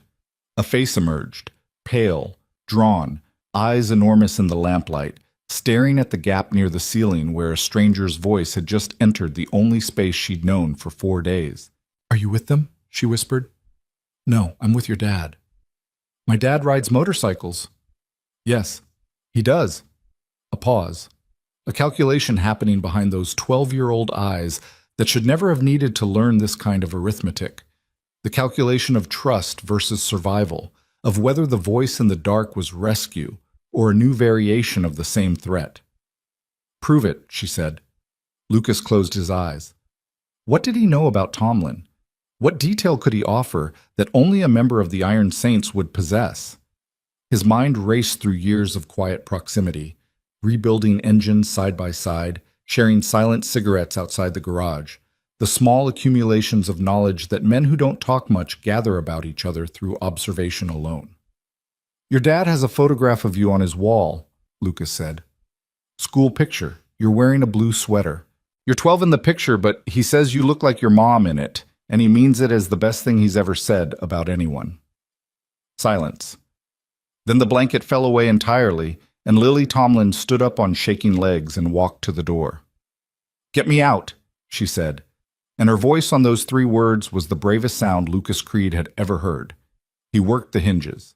The pry bar slid behind the first hinge pin, and he levered it upward with controlled force, catching the pin in his palm before it could clatter to the floor. 1 down. Miller positioned himself at the gap in the drywall, watching the staircase, his body blocking the only approach with the same instinct that had put him between danger and his brothers for 23 years. Second hinge. The pin resisted. Lucas adjusted his grip, applied more pressure. The metal groaned. Lily flinched on the other side of the door but didn't step back. The pin popped free. Lucas pulled the door sideways off its frame, deadbolt still engaged but irrelevant now, and Lily Tomlin stepped through the gap into the open space of the second floor. Small, shivering, wearing a school uniform that was wrinkled and stained and still somehow intact, her eyes blinking in the darkness beyond her lamplit cell. Miller shrugged off his leather cut. The weight of it, the patches, the 23 years of identity it represented, and wrapped it around her shoulders without a word. The cut hung past her knees. She pulled it tight. "Can you walk?" Lucas asked. "I can run," she said. They moved toward the stairs. Miller first, then Lily, then Lucas covering the rear. They descended in the same precise footwork they'd used going up. Edges of the treads, near the bolts. Minimal sound. The ground floor was as they'd left it. The east door stood open, the broken hasp dangling. They were 15 feet from the exit when Lucas heard it. An engine. Not a Harley. Something heavier. A diesel. Coming fast down Elm Street, its headlights sweeping through the gaps in the loading dock doors and painting the walls of the machine shop in moving stripes of white. Then a second engine. And a third. Lucas grabbed Lily's arm and pulled her behind a tarp-covered lathe.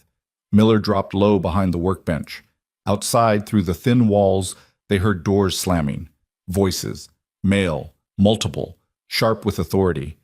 And then a sound that stopped Lucas's heart. The metallic rack of a shotgun being chambered. Not cops. Cops announce. Cops have radios and sirens and protocol. This was something else. Through the gap in the loading dock, Lucas saw them. 4 men in dark jackets, 2 carrying weapons, moving toward the east door with the coordinated purpose of people who knew exactly where they were going and what they expected to find. And leading them, stepping out of the first vehicle with his hands in his pockets, and a smile on his face that Lucas could see even in the darkness, because it was the kind of smile that generates its own cold light. Denny Ross. Miller saw him too. The old man's entire body went rigid. His hands, those scarred, arthritic hands that had built the Iron Saints from nothing and held them together through everything, curled into fists at his sides. Denny stopped at the east door.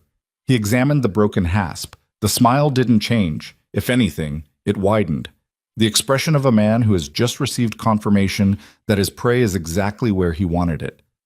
He leaned into the doorway and spoke into the darkness, his voice carrying with the easy confidence of someone who believes he controls every variable in the equation. Miller, I know you're in there. I know you brought the medic and the Marine, and I know you found the girl. A pause. The diesel engines idled behind him like mechanical breathing, which means I know exactly where all three of you are. And I know you can't call anyone. And I know that right now you're doing the math in your head, and the math is telling you that you're outnumbered, outgunned, 200 miles from home, with a 12-year-old child standing next to you in the dark. The silence that followed was total. Lily Tomlin pressed against Lucas's side. He could feel her heartbeat through Miller's leather cut, fast, terrified, the heartbeat of a child who had survived 4 days alone in a locked room and was now learning that rescue was not the end of the story, but the beginning of a different, possibly worse chapter. Denny's voice came again, softer now, almost gentle, and the gentleness was the most dangerous thing about it. Come out, old man. Let's talk about what happens next. Because the way I see it, you've got about 90 seconds before my friends stop being patient. And patience. He laughed, a short, sharp sound that ricocheted off the concrete walls and died in the dark. Patience was never really their thing. Lucas looked at Miller. Miller looked at Lily. Lily looked at both of them with eyes that held no illusion, no false hope, and no surrender.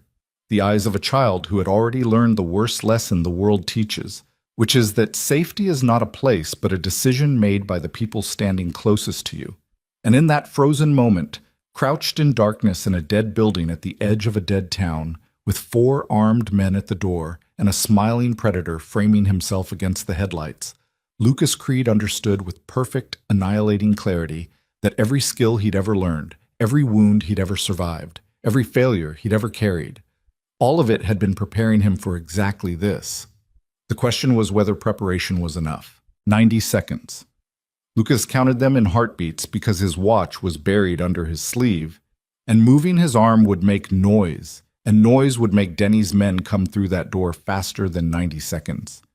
Lily Tomlin pressed against his ribs, her breathing shallow and rapid, her fingers gripping the edge of Miller's leather cut so tightly that the old patches crackled under the pressure. Miller crouched 3 feet to his left behind the workbench, his face invisible in the dark, his presence felt only as a density in the air, a gravitational mass of exhaustion and fury and calculation working at a speed that belied his 61 years. 78 seconds. Lucas scanned the ground floor with peripheral vision trained by a decade of operating in darkness. East door. Compromised. Denny standing in it. Loading dock. Chained from outside. No exit. Northwest corner. The stairs they'd just descended. And to the south, partially hidden behind a row of dead machinery, a fire door marked by the faint phosphorescent glow of a deteriorating exit sign. He hadn't noticed it coming in. The sign was half dead, one letter flickering, the rest dark. But the door was there. Steel, industrial, hinged to open outward. If it wasn't bolted, if it wasn't welded shut, if it led anywhere other than a wall. 60 seconds. Lucas touched Miller's shoulder. 2 taps. Then he pointed south. He couldn't see Miller's face, but he felt the old man's head turn, felt the pause as Miller's eyes adjusted and found the exit sign, felt the micronod that traveled through the shoulder under his fingertips. Miller leaned close. His breath was hot and stale against Lucas's ear. Take the girl. I'll buy time. No. Wasn't asking. Miller, take the girl. The words were barely sound. They were pressure, the compression of 23 years of authority into 4 syllables that left no room for negotiation, no crack for argument, no space for anything except obedience or defiance. And Lucas had never defied Miller Kane in his life, and the old man knew it. 45 seconds. Outside, boots crunched on frozen gravel. Denny's men were repositioning, 2 moving toward the loading dock, 1 staying at the east door. Denny himself hadn't moved. His silhouette filled the doorframe, backlit by diesel headlights, his posture relaxed with the specific ease of a man who believes he has already won and is simply waiting for the formalities of victory to complete themselves. Lucas made a decision that would live inside him forever. He wrapped his arm around Lily's shoulders, pulled her tight against his body, and began moving south through the darkness toward the fire door. Every step was placed with the agonizing precision of a man walking through a minefield. Heel first, testing the floor for debris, then rolling forward to the ball of the foot, absorbing his own weight so completely that even his breathing seemed to leave no mark on the silence.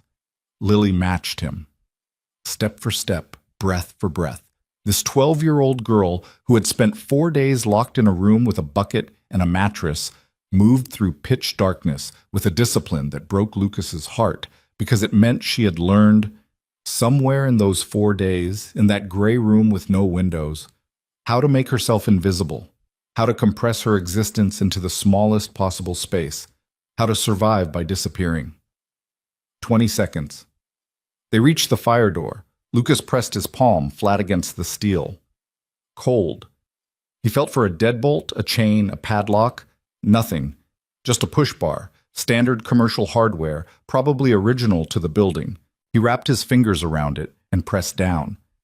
The mechanism resisted, seized by years of rust and disuse. He pressed harder.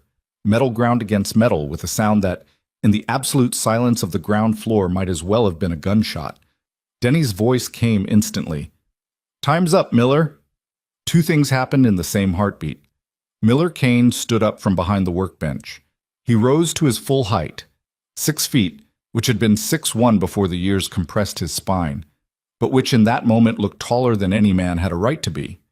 And he walked toward the east door, not fast, not slow, with the measured, unhurried stride of a man who had spent his entire adult life walking toward things that frightened lesser men, and who understood that the final gift he could give the people behind him was time, and that time was purchased with the only currency he had left, which was himself. And Lucas threw his entire weight against the fire door. It burst open. Cold air flooded in. Not fresh, not clean, but frozen and metallic, carrying the taste of rail yard diesel and old snow. Beyond the door was a narrow alley running between the machine shop and a concrete retaining wall. 20 feet wide, choked with frozen weeds and discarded pallets, lit by nothing except the ambient glow of industrial lights from the rail yard 200 yards south. Lucas pushed Lily through the door. "Run," he said. "Straight ahead, don't stop." "What about—" "Run." She ran. Her sneakers slapped the frozen concrete, and the sound of it, the rapid, desperate percussion of a child fleeing, was the most urgent sound Lucas had ever heard, more urgent than gunfire, more urgent than the IED detonations that had scored the first 28 years of his life with shrapnel and nightmares. He turned back toward the door, toward the interior of the building, toward Miller. He could hear voices inside. Denny's, sharp with surprise. Other voices, deeper, commanding. The heavy footfall of men moving fast through an unfamiliar space. And underneath all of it, Miller Kane's voice, low, steady, utterly calm, saying words that Lucas couldn't make out, but whose tone he recognized instantly as the tone Miller used when he was negotiating, stalling, buying seconds with sentences the way a magician buys misdirection with his left hand while his right hand does the real work. Then Jojo appeared. He materialized out of the darkness of the alley like something that had always been there and had simply decided to become visible. He was breathing hard. His jacket was torn at the left shoulder, and there was blood on his right knuckles. Not his, Lucas decided instantly, because Jojo's injuries never showed on his hands, and his eyes were wide in a way that Lucas had seen exactly once before, in Helmand, the night their convoy hid an ambush, and Jojo had pulled 3 Marines out of a burning MRAP with his bare hands. "There were 2 more, Jojo said, parked on the next street, watching the back. I handled it." Lucas didn't ask what "handled it" meant. He didn't need to. Jojo's definition of handled was precise and non-negotiable, and left very little room for follow-up questions. "Miller's inside," Lucas said. Jojo's face changed. The wide-eyed combat alertness shifted into something darker, colder, more focused. The expression of a man whose operational priorities have just been rearranged by a single piece of information, and whose body is already moving before his mind finishes processing. Where's the girl? Running south, alley, toward the rail yard. Go, get her. I'll get Miller. Jojo, go get the girl, Lucas. The words hit with the same unmovable force that Miller's had. Different register, not authority, not command, but something closer to an oath, a promise made in a voice that would not accept refusal, because refusal would mean breaking the only contract Jojo Baines had ever honored without reservation. The contract that said you don't leave your people behind. Not in Helmand, not in Harlan Falls, not in a dead machine shop in Pennsylvania where an old man was standing between a predator and the door. Lucas ran. He ran south down the alley with his boots hammering frozen concrete and his breath tearing ragged holes in the cold air and his body operating on the specific cocktail of adrenaline and terror and desperate purpose that he'd last felt running through the streets of Fallujah toward the sound of an explosion, knowing that what he'd find would be terrible and going anyway because the alternative, the stopping, the hesitating, the calculating of odds, was a luxury that belonged to people who hadn't sworn to protect the ones who couldn't protect themselves. He found Lily at the end of the alley, pressed against the retaining wall, shaking so hard the leather cut on her shoulders vibrated like a struck bell. Her eyes found him in the dark, and the relief in them was so enormous and so fragile that Lucas felt it physically. A pain in his chest that had nothing to do with exertion and everything to do with the weight of being the person a child trusts in the moment when trust is the only thing standing between them and annihilation. You're okay, he said. He said it like a fact, not a comfort, because facts were the only currency worth anything right now, and comfort was a luxury they'd buy later, after, if there was an after. The old man, Lily said. Is he? Someone's getting him. We need to move. He pulled out his phone. No signal. Same dead zone as before. He needed elevation, or distance, or both. The rail yard sprawled to the south, a labyrinth of tracks and idle freight cars and service buildings. Beyond it, according to the map Lucas had memorized from the satellite imagery, was Route 11, a state highway that would have cell coverage and traffic and the minimum infrastructure of civilization that meant a phone call to 911 would actually reach someone. They moved. Lucas kept Lily on his left side, between himself and the retaining wall, his right hand free. They skirted the rail yard fence line, moving east, using the hulking shadows of parked freight cars as cover. The industrial hum was louder here, transformers, signal equipment, the low-frequency throb of infrastructure that never sleeps. It masked their footsteps, but it also masked everything else, which meant Lucas had to compensate with his eyes, scanning constantly, processing every shadow as either threat or geometry. 3 minutes into their movement, Lily stumbled. Her sneakers, school shoes, thin-soled, designed for linoleum hallways and not frozen industrial terrain, slipped on a patch of black ice, and she went down hard on one knee. She didn't cry out, didn't make a sound, just caught herself on her hands, pushed back up, and kept moving. Lucas looked at her face and saw something that transcended age, a determination so fierce and so absolute that it burned through the exhaustion and the fear like a welding arc through sheet metal. Almost there, he said. She nodded once, the same small, serious nod that Nora Vale used, the same economy of gesture, the same ancient, unflinching refusal to waste energy on performance when survival demanded everything. Behind them, from the direction of the machine shop, came a sound that stopped them both. A crash. Metal on concrete. Followed by a shout, deep, enormous, reverberating off the buildings like an avalanche inside a canyon. Jojo's voice. Not a word. A sound. The sound of a man exerting force beyond normal human limits. The kind of sound that emerges from the place where training and fury and love converge into a single, devastating action. Then silence. Then, impossibly, improbably, beautifully, the thunderous ignition of a Harley-Davidson engine. Not one, two. The sound rolled through the frozen night like a declaration of war and survival and defiance and everything the Iron Saints had ever been. Not a gang, not a crew, not a criminal enterprise, but a collection of broken men who had looked at each other across the wreckage of their lives and decided, without sentimentality or illusion, that the people standing next to them were worth whatever it cost to keep standing. Lucas's knees nearly buckled. He grabbed the fence for support. The engines were moving, north to south, fast. The distinctive potato-potato exhaust note of straight pipe Harleys cutting through the industrial hum like a blade through fog.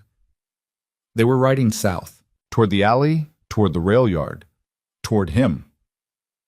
Two headlights appeared at the south end of the machine shop's alley, swinging wide around the retaining wall, bouncing over frozen ruts and debris. Lucas stepped into the light and raised both arms.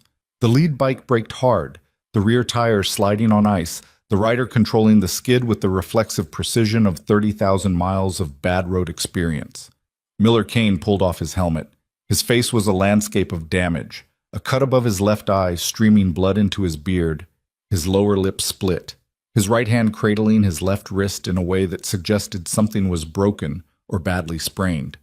He was breathing in the short, shallow gulps of a man who had recently been hit very hard in the ribs, and his eyes, those gray, exhausted, ancient eyes, were blazing with a light that Lucas had never seen in them before. Not rage, not triumph. Something closer to clarity. The terrible, purifying clarity of a man who has just traded the last illusions he had about the world for the concrete, irrefutable knowledge that he is capable of exactly what the moment demands. Behind him, on the second bike, Jojo sat with his engine idling and blood on his knuckles and his torn jacket flapping in the wind, and an expression on his face that was the closest thing to peace Lucas had ever seen there. The specific peace of a man who has just done the thing he was built to do and done it well. "Denny?" Lucas asked. "Running," Miller said. He wiped blood from his eye with the back of his wrist. His boys scattered when Jojo came through the loading dock like a freight train. One of them might have a broken jaw. Hard to tell in the dark. "And Denny?" "Drove east. Fast. Alone." Miller looked past Lucas to Lily, who was standing against the fence with his cut still wrapped around her, staring at the motorcycles with an expression that wavered between awe and disbelief. "She okay?" "She's walking. She's tough." "Yeah, she'd have to be." Miller winced as he adjusted his grip on the handlebars. The wrist was definitely bad. His fingers on the left hand weren't closing properly. "We need a phone. We need to call this in." They rode south. Lily sat behind Lucas on his bike, her arms wrapped around his waist, her face pressed against his back. She was shaking, not from cold, though the cold was savage, but from the full-body tremor of accumulated adrenaline releasing its hold on a nervous system that had been running at maximum capacity for 4 days. Lucas felt every tremor through his jacket, through his shirt, through the layer of scar tissue on his back where the Fallujah shrapnel had exited, and each one registered as a separate, specific reminder of why he was here and what it meant and what it would cost him if he failed. They reached Route 11 in 7 minutes. Lucas's phone found 1 bar of signal, then 2. He pulled off the road into the empty parking lot of a closed farm supply store, killed the engine, and dialed 911 with hands that were steady only because he commanded them to be, overriding every nerve and every memory and every instinct that was screaming at him to keep moving, keep riding, put as much distance as possible between Lily Tomlin and the building where she'd been kept. The dispatcher answered on the second ring. Lucas spoke in the flat, precise voice he'd used for casualty reports. Location, situation. A 12-year-old girl recovered from a kidnapping. An abandoned machine shop at the end of Elm Street in Old Forge. Multiple suspects, armed, fled the scene. At least one identified as Dennis Ross, last seen driving east. "Send police. Send everyone." He hung up before the dispatcher could ask follow-up questions. There would be time for questions later. There would be an infinity of questions later. From police, from FBI, from prosecutors, from reporters, from the systems that had failed Lily Tomlin at every step, and would now demand, with the particular audacity of institutions that never accept blame, to know exactly how a group of motorcycle club members had succeeded where every official mechanism had not. But that was later. Right now, in this frozen parking lot, under a sky that had finally cleared enough to show a handful of stars burning cold and distant above the Pennsylvania hills, there was only this. 3 men and a girl, breathing, alive, together. Miller dismounted his bike with the careful movements of a man cataloging his injuries. Ribs, wrist, the cut above his eye still seeping. He walked to Lucas's bike and crouched down until he was eye level with Lily. She looked at him from behind Lucas's shoulder, her face pale and drawn, and immeasurably older than 12. "Your dad's waiting for you," Miller said.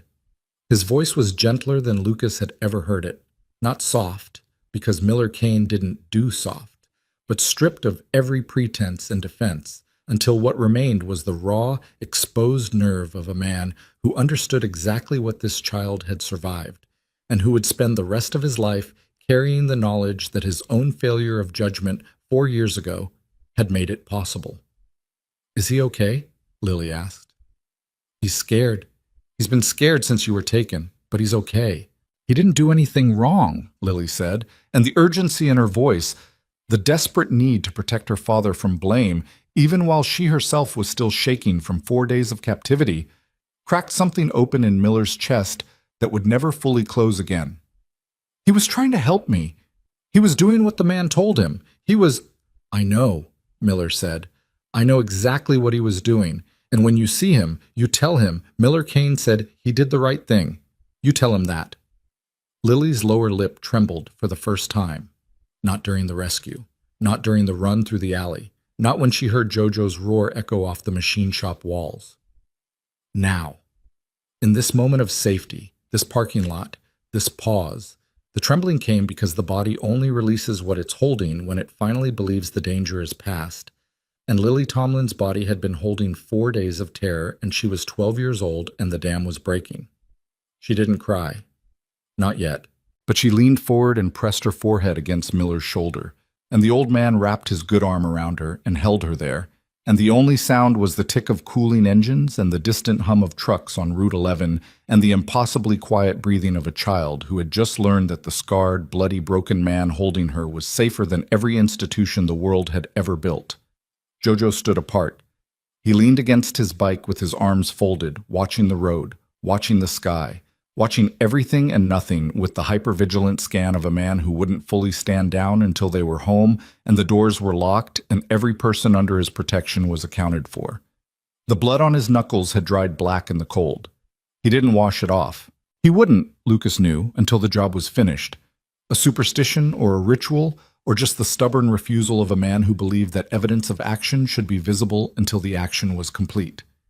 20 minutes later, the first siren. Blue and red lights flickering through the bare trees on Route 11, moving fast, multiplying. 2 Pennsylvania State Police cruisers, then a third, then an unmarked sedan. They converged on the parking lot with the organized urgency of a system that had finally been activated and was now operating at full capacity, too late to prevent and just in time to document. The next 3 hours were a blur of statements, examinations, and the particular bureaucratic machinery of law enforcement processing an event that didn't fit its standard categories. Lily was taken to an ambulance, checked, wrapped in thermal blankets, given water and a protein bar that she ate in 4 bites, with the efficient hunger of someone who hadn't eaten properly in days.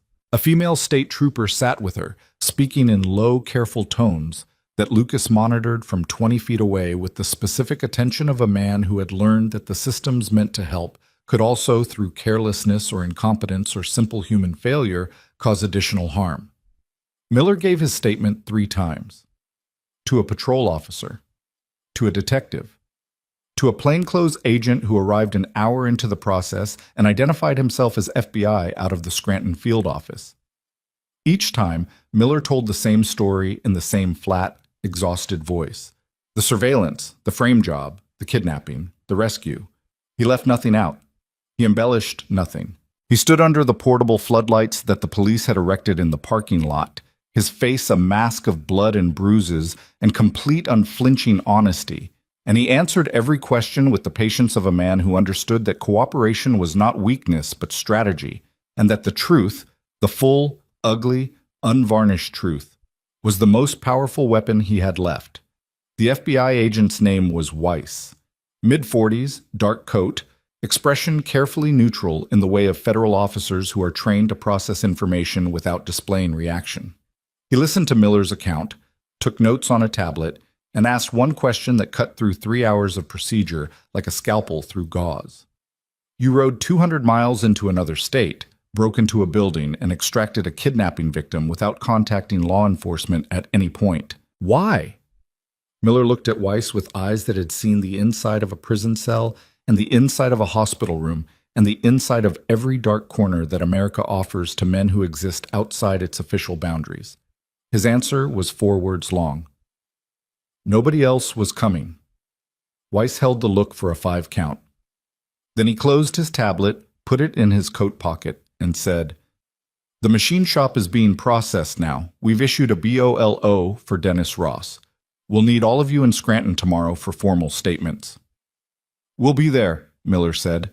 "The evidence you mentioned, the laptop, the fabricated documents, the surveillance materials, all at our garage in Harlan Falls, secured, untouched, waiting for you."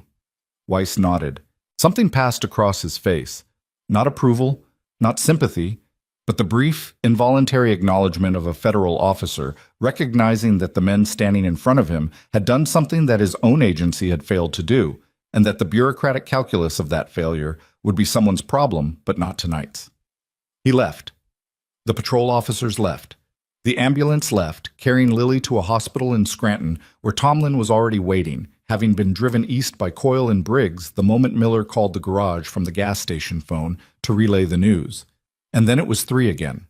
Miller, Lucas, JoJo. Standing in an empty parking lot in Pennsylvania at 4:30 in the morning, surrounded by the debris of institutional attention. Tire tracks, floodlight imprints in the mud. A single latex glove dropped by a paramedic and already freezing to the asphalt. Miller sat down on the curb. Just sat down. His legs gave out with the sudden total collapse of a body that had been running on adrenaline and willpower for 36 hours and had finally exhausted both.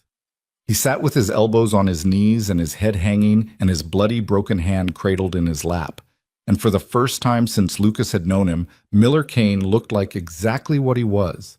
A 61-year-old man with bad knees and worse decisions, and a body held together by scar tissue and stubbornness, who had just ridden 200 miles through a frozen night to pull a child out of a room where his own mistake had put her.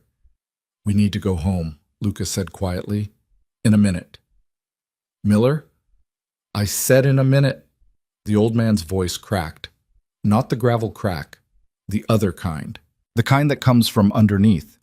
From the place where the foundations live, where the weight of everything a man has built and broken again finally exceeds the structural capacity of the human being carrying it. Lucas sat down next to him. Not touching. Just present. The way the Iron Saints did things. Not with words or comfort or the performance of emotion, but with proximity. With the simple, stubborn act of being there. JoJo stayed standing. He watched the road. He would watch the road until they left, and he would watch the mirrors all the way home, and he would watch the garage door close behind them when they arrived, and he would not stop watching until the thing he was watching for, the threat, the consequence, the shape of whatever Denny Ross did next, either materialized or dissolved, because Denny Ross was still out there. The frame job was still loaded. The media package still existed somewhere on a server, or a hard drive, or a dead man's switch that would activate on a timer or a trigger that none of them understood. The fake evidence, the doctored photos, the fabricated police reports, all of it was still live, still lethal, still capable of destroying the Iron Saints if Denny chose to deploy it from wherever he'd fled. And Denny Ross, Lucas knew with the bone-deep certainty of a man who had studied predators in combat and in peacetime and understood that the most dangerous ones were never the loudest, was not finished. He was recalculating, rerouting, adapting. The machine shop was burned, the kidnapping was exposed, but Denny's real weapon, the narrative, the frame, the ability to make the Iron Saints look like the villains in a story where they were the only ones who had acted, was still intact. Miller knew it too. Lucas could see it in the set of the old man's shoulders, in the way his good hand kept closing and opening in a slow, rhythmic fist, in the way his eyes tracked across the empty parking lot as if reading a map that only he could see. "He's going to release it," Miller said. Not a question, a certainty. The media package, the fake tips, all of it. He's going to release it because it's the only move he has left. He can't hurt us physically now. The FBI knows his name, his face, his operation, but he can destroy our reputation. He can make every news outlet in Ohio run the story of a motorcycle gang connected to a child kidnapping. He can make the narrative look like we were the threat, not the solution, and by the time the truth catches up, the damage is done. Lucas stared at the frozen ground between his boots. The mathematics of reputation destruction were simple and merciless. A lie moves at the speed of outrage, and the truth moves at the speed of bureaucracy, and the gap between those two speeds is where innocent people get crushed. "How long?" Lucas asked. Miller was quiet for a moment, calculating. Running the same calculus he'd been running for 23 years, the calculus of threat and response, of timing and leverage, of how much damage you can absorb and still remain standing.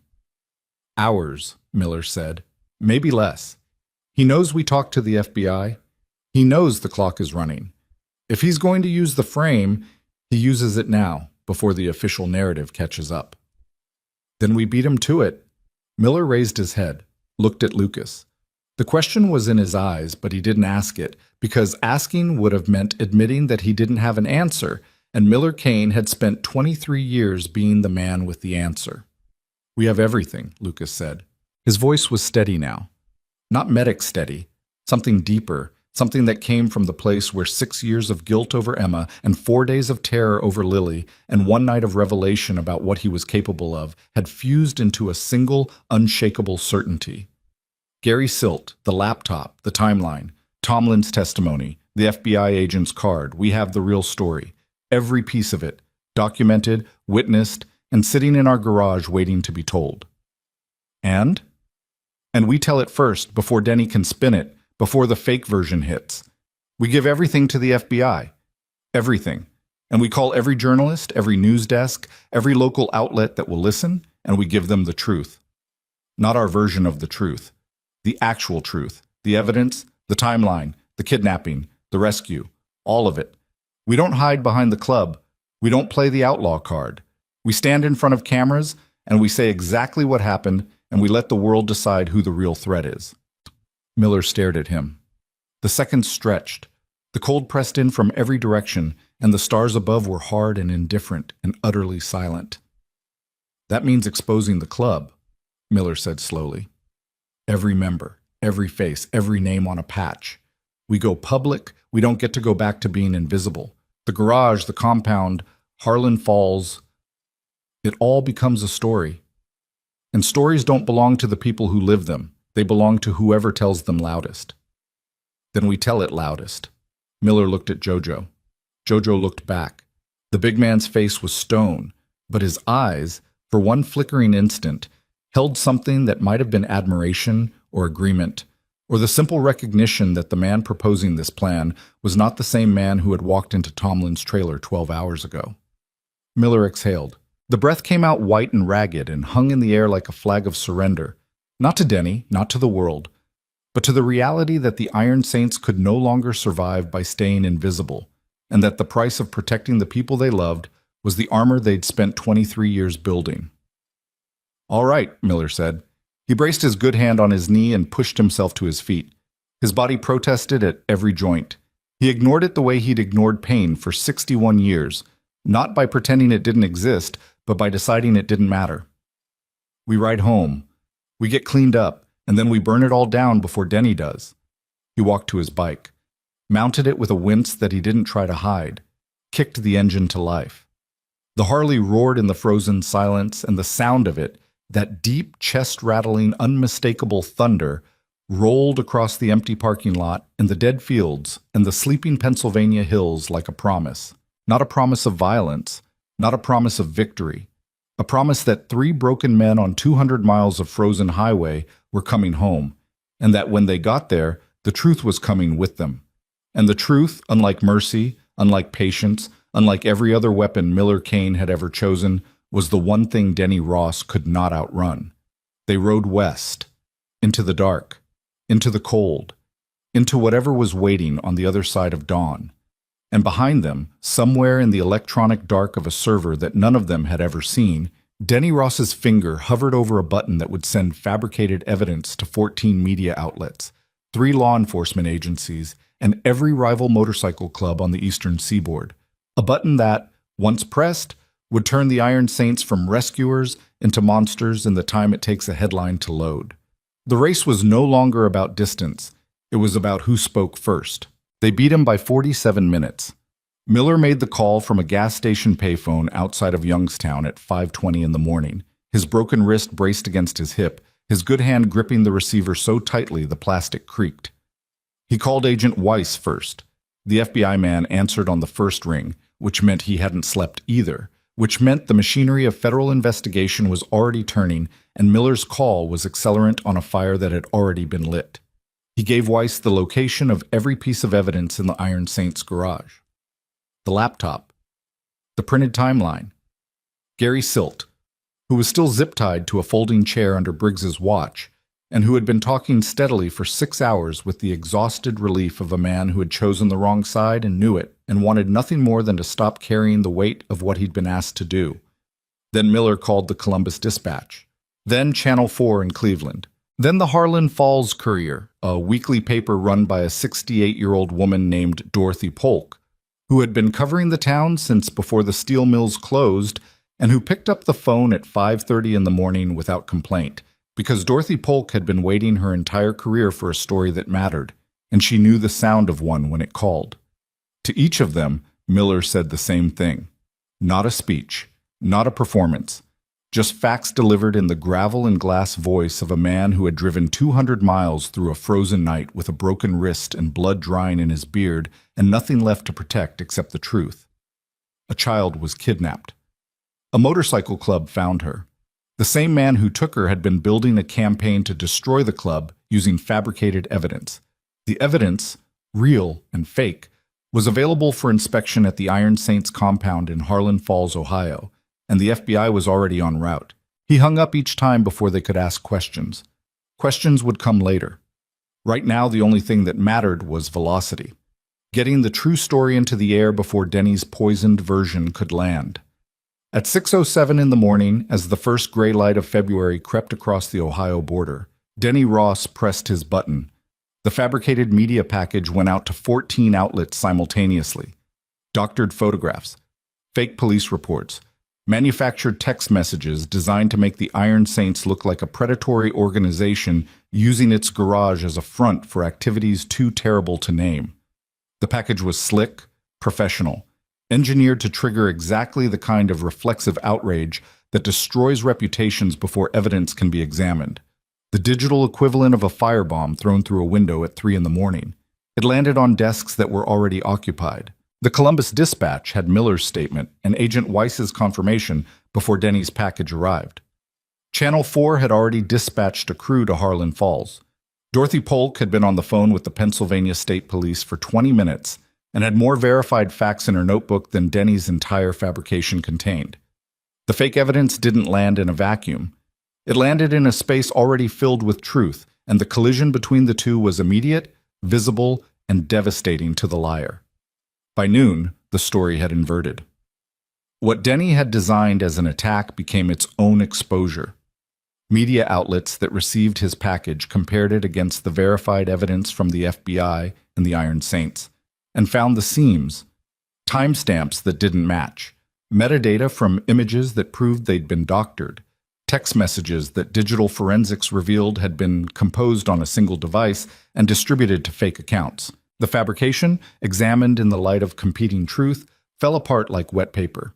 By evening, Dennis Ross was the story, not the Iron Saints, not the motorcycle club that society had trained itself to distrust on sight. The story was a man so consumed by resentment that he'd kidnapped a child to destroy the people who had expelled him. The story was a 12-year-old girl recovered from a windowless room by 3 men who rode 200 miles through freezing darkness because, as their club president had told a federal agent in a parking lot at 4 in the morning, nobody else was coming. Denny Ross was arrested at a motel outside of Erie, Pennsylvania at 9:14 p.m. on February 16th. He was alone. He had a laptop, 2 burner phones, and a duffel bag containing enough clothing for a week and $9,000 in cash. He did not resist. The arresting officers reported that he said nothing during the arrest except one sentence, directed at no one in particular, spoken with the flat effect of a man watching the architecture of his own destruction complete itself. Miller should have finished it when he had the chance. Maybe so. But Miller Kane had never been the kind of man who finished things the way Denny Ross understood finishing. Miller's version of finishing was slower, harder, less dramatic, and infinitely more durable. It was the version where you stood in the light and told the truth and let the systems that had failed you for decades do, for once, what they were supposed to do. It wasn't satisfying. It wasn't cinematic. It was just right. The weeks that followed were measured not in events but in textures. The texture of institutional attention, federal agents in the garage, evidence bags and chain of custody forms, and the particular bureaucratic reverence with which law enforcement handles a case that makes them look bad and they know it. The texture of media scrutiny, cameras in the parking lot, reporters knocking on the compound door, requests for interviews that Miller declined with a single word and a closed door. The texture of legal process, depositions, grand jury proceedings, the slow grinding machinery of justice applying itself to a case that didn't fit its usual categories and required new language to describe. Gary Silt cooperated fully and received a reduced charge. His testimony, combined with the laptop evidence in Tomlin's account and the physical evidence recovered from the machine shop in Old Forge, built a federal case against Denny Ross that the U.S. Attorney's Office described in a press conference as one of the most meticulously documented harassment and kidnapping conspiracies we've prosecuted in this district. Denny was charged with kidnapping, conspiracy, evidence fabrication, and 7 counts of stalking. The trial wouldn't happen for months, but the indictment was sealed, the bail was denied, and Dennis Ross sat in a federal holding facility in Pittsburgh while the world he'd tried to destroy went on without him. Tomlin's daughter came home. That happened quietly, the way the most important things in Harlan Falls always happened, without cameras, without ceremony, without any of the performative machinery that the outside world attaches to moments of reunion. Karen drove Lily from the hospital in Scranton to Tomlin's trailer on a Tuesday afternoon. Lucas and Jojo were there, not inside, not involved, just present, sitting on their bikes at the end of the gravel drive, engines off, watching the road in both directions the way they'd been watching it since Old Forge, because the habit of vigilance, once activated by real threat, doesn't switch off on command. It stays. It becomes part of the architecture of who you are. Tomlin came out of the trailer when the car pulled in. He'd shaved. He'd cleaned the place. He'd bought flowers. Grocery store roses in a plastic sleeve, the kind that cost $4 and die in 2 days, placed in a mason jar on the kitchen table because he didn't own a vase. These details mattered because they were the language of a man who had nothing to give except effort, and who had poured every ounce of it into making a single-wide trailer in rural Ohio feel like a place worth coming home to. Lily got out of the car. She stood in the mud and looked at her father, and he looked at her, and neither of them moved for a long time. The distance between them, 12 feet of frozen ground, contained 4 days of terror and 6 years of custody schedules and a lifetime of missed dinners and truncated phone calls, and the particular anguish of a parent who loves completely and is permitted to express that love only in increments determined by a court. Then Lily ran. She covered the 12 feet in 3 steps and hit Tomlin's chest with enough force to stagger him backward, and he caught her and held her, and his legs gave out and they sank to the ground together, kneeling in the mud of his front yard, and the sound he made was not crying. It was something beyond crying. The total catastrophic release of a man whose body had been clenched around a single terror for days, and who was finally allowed to let go. Lucas watched from the end of the drive. His cigarette burned untouched between his fingers. Beside him, Jojo sat motionless on his bike, and Lucas saw something on the big man's face that he'd never seen there before. Not tears, not softness, but a stillness so complete and so deep that it looked like the surface of water after a storm, when the chaos has passed, and what remains is the vast, quiet, irreducible fact of survival. They left without speaking. Some moments don't need witnesses, they need space. The compound changed after that, not dramatically, not overnight, but in the specific, accumulative way that a building changes when the people inside it begin to see themselves differently, not as outcasts maintaining a perimeter, but as something more deliberate and more vulnerable than that. Miller started it. 3 weeks after Old Forge, he called a meeting and proposed something that would have been unthinkable a month earlier: opening the garage to the community, not as a clubhouse, not as a territory, as a resource. Safety workshops for parents and kids, how to recognize surveillance, how to document threats, how to navigate the gaps in a system that was built to protect people in theory and abandon them in practice. Self-defense basics. Emergency contact networks for families in the dead zones of rural Ohio, where police response times were measured in fractions of hours, and help, when it came at all, came too late. The vote was unanimous, which surprised no one because the men in that room had all, in the last 2 weeks, looked at the photograph of Nora Vale standing alone near the monkey bars and understood in their bones that the thing they'd been doing quietly and instinctively for years, watching, guarding, standing between vulnerability and threat, was not a sideline of who they were. It was the center. Jojo taught the self-defense classes. This was, by any measure, the most unexpected development in the history of the Iron Saints, because Jojo Baines had built his entire adult life around the principle that communication was unnecessary and silence was sufficient, and the only language worth speaking was the language of action. But he stood in front of groups of mothers and teenagers and elementary school kids, and he demonstrated how to break a wrist grip, how to create distance, how to scream in a way that carried. He spoke in short, precise sentences that wasted nothing. He never smiled during the classes. He didn't need to. The kids trusted him instantly, the way kids trust large, quiet animals. Not because they're safe in the conventional sense, but because their danger is legible, visible, pointed outward, and therefore paradoxically the safest thing in the room. Briggs and Coyle repaired the security camera system and extended it to cover a 3-block radius around the elementary school. They did this on their own time, with their own money, using skills acquired through careers that polite society would have preferred they didn't have. Nobody at the school board asked how 2 men with felony records knew how to install commercial-grade surveillance equipment. Nobody asked because the cameras worked and the coverage was complete, and the alternative, trusting the township to fund a security upgrade that had been on the deferred maintenance list for 7 years, was not an alternative at all.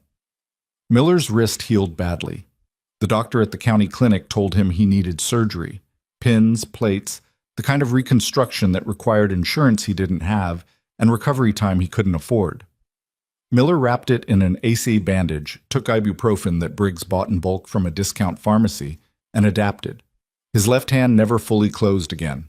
He learned to grip wrenches with 3 fingers and a thumb. He learned to ride with modified controls that Tomlin fabricated in the garage from scrap aluminum and welded with the focused precision of a man repaying a debt he would never consider settled. Tomlin came back to the club. This was not a given. After the kidnapping, after the exposure of his forced betrayal, there had been a period, 2 weeks, maybe 3, when nobody knew whether Ray Tomlin would walk through the garage door again. The shame was its own kind of prison. He had given an enemy access to his brothers' lives. He had compromised the safety of the compound. He had done it for reasons that every man in the club understood, and none of them blamed him for, but understanding and blame are different currencies, and they don't always spend the same way. It was Jojo who fixed it. Not with words, Jojo didn't fix things with words. He rode out to Tomlin's trailer on a Saturday morning and parked in the driveway and sat on his bike for 45 minutes without moving, without knocking, without making any attempt to enter. Just sitting. Present. Visible. When Tomlin finally opened the door and stood on his steps with a coffee mug in his hand and confusion on his face, Jojo said 5 words. "Bike needs a valve adjustment." Tomlin stared at him. Jojo stared back. The silence lasted 10 seconds. Then Tomlin set down his coffee, pulled on his jacket, and followed Jojo to the garage. And by that evening he was elbow-deep in a shovelhead engine, and Briggs was handing him wrenches, and Coyle was arguing about jet sizes and the rhythm of the garage, that specific, unreplicable rhythm of men working together in functional silence, had restored itself as naturally and as inevitably as a river returning to its bed after a flood. Spring came late to Harlan Falls that year. The snow held into March, and the cold didn't break until the first week of April, when a warm front moved in from the southwest and melted everything in 48 hours, turning the compound yard into a lake of mud and snowmelt that reflected the sky in murky, imperfect mirrors. The The first warm Saturday brought sunlight so bright it felt foreign, an intrusion from a kinder climate, a reminder that Ohio was capable of gentleness even after months of proving otherwise. Rosevale brought Nora to the garage that afternoon. Lucas saw the Civic pull in from the doorway where he was leaning against the frame, smoking, watching the mud dry. He hadn't spoken to Rose since the morning she'd taken Nora and left, since she'd said, "I trusted you," in a voice that carried the weight of every broken promise every institution had ever made her. He'd thought about calling. He'd picked up his phone a dozen times and put it back down each time because he didn't have words that were adequate to the situation, and inadequate words would make it worse. Rose parked. She sat in the car for a full minute before opening the door. Lucas could see her through the windshield, her hands on the steering wheel, her eyes on the garage, her face working through something that he recognized because he'd seen the same expression in his own bathroom mirror every morning for 6 years. The expression of a person deciding whether to trust again after trust has cost them. She got out. Nora got out. The girl was wearing a new jacket, not new from a store, new to her, probably from a church donation bin or a friend's outgrown pile, but clean and warm and the right size. She carried her sketchbook under one arm. Her eyes found Lucas immediately and stayed on him with that same watchful, ancient intensity that had saved the Iron Saints on a freezing February night when nobody else was listening. Rose walked toward the garage. Her steps were deliberate, each one a choice. She stopped 3 feet from Lucas and looked at him, and what passed between them in that look was not forgiveness. Forgiveness implies a transaction, a debt paid, and what had happened between them was not a debt but a wound, and wounds don't get paid. They heal or they don't, and the healing is its own process, ungoverned by the wishes of the people carrying them. "I read the news," Rose said. "Yeah." "The girl in Pennsylvania, Lily." "Yeah." Rose's jaw tightened. She looked past Lucas into the garage, where Miller was sitting at the workbench with his bandaged wrist and his reading glasses and a mug of coffee, and Jojo was sweeping the floor with the focused intensity he brought to everything, and Tomlin was adjusting a carburetor with 3 other men watching and occasionally offering wrong advice. "Nora asks about this place," Rose said. "Every day. She asks if the men with the motorcycles are okay." Lucas felt something shift in his chest. Not break.